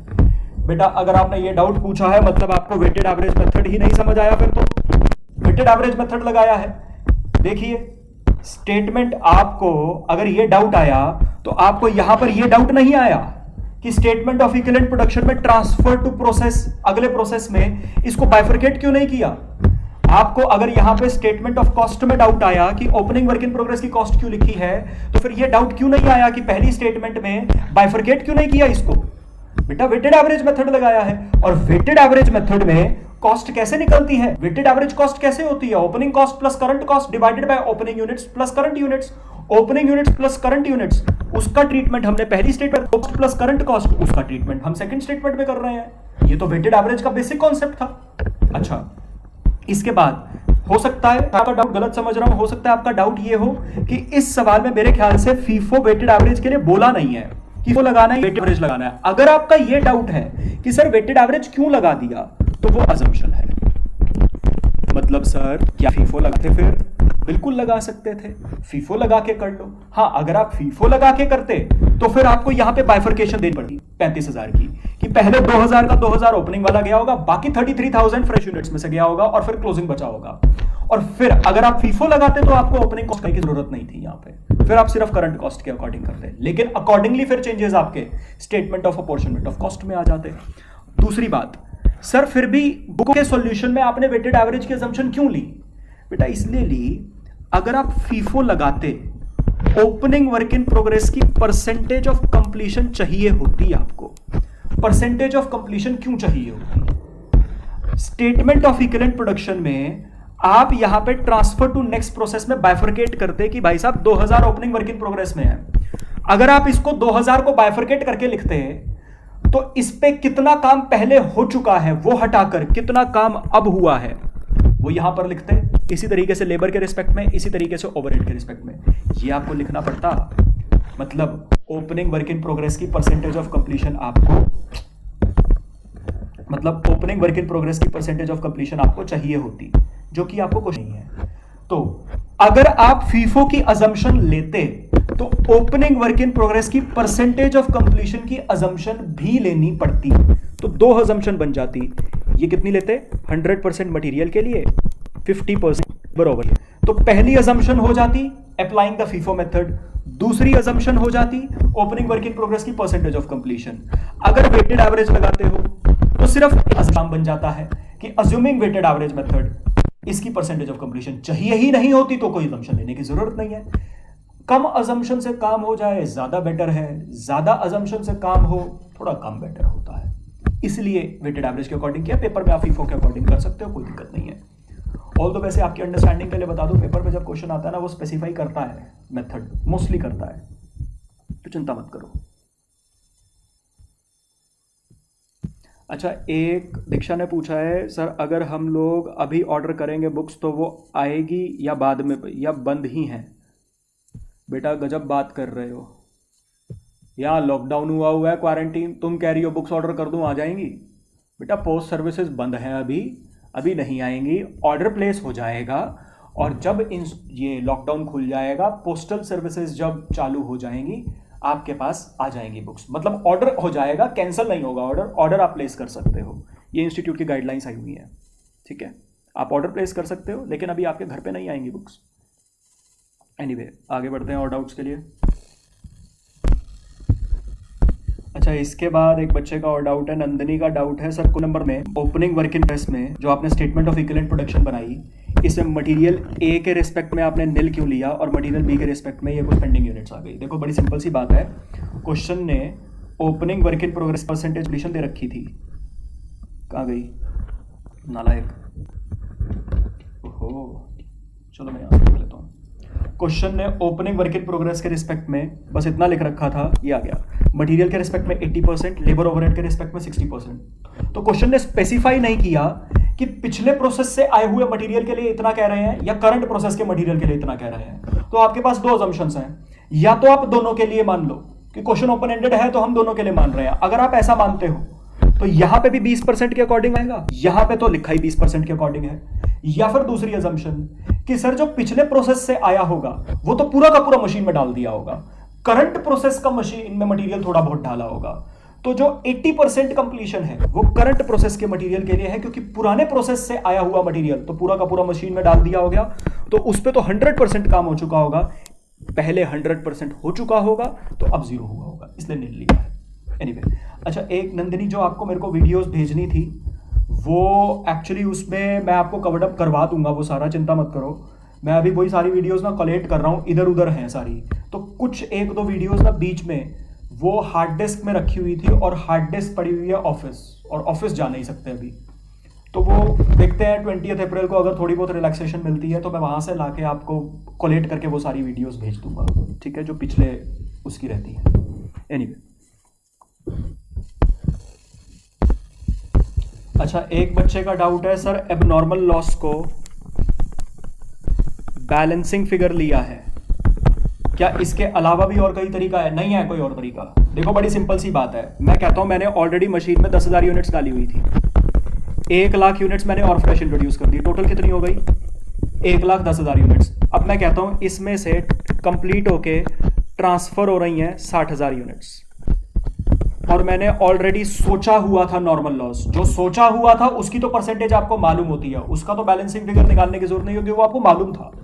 मान लो मैं कहता हूं मैंने सोचा हुआ था नॉर्मल लॉस 10,000 यूनिट्स का, ठीक है जी, और क्लोजिंग वर्क इन प्रोग्रेस में मेरी बच गई 35,000 यूनिट्स।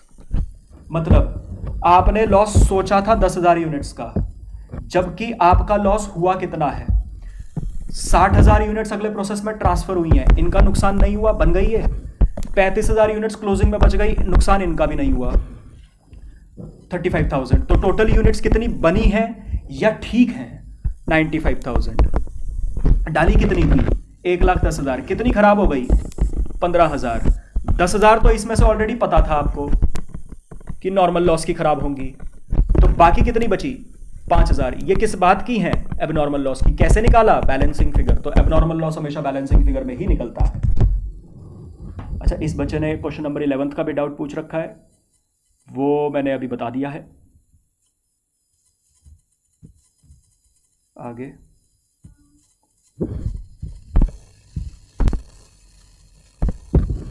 अच्छा, उसके बाद देवेंद्र का क्वेश्चन नंबर 4 में डाउट था कि सर क्वेश्चन में हमें बोल रखा था कितनी थी रॉयल्टी?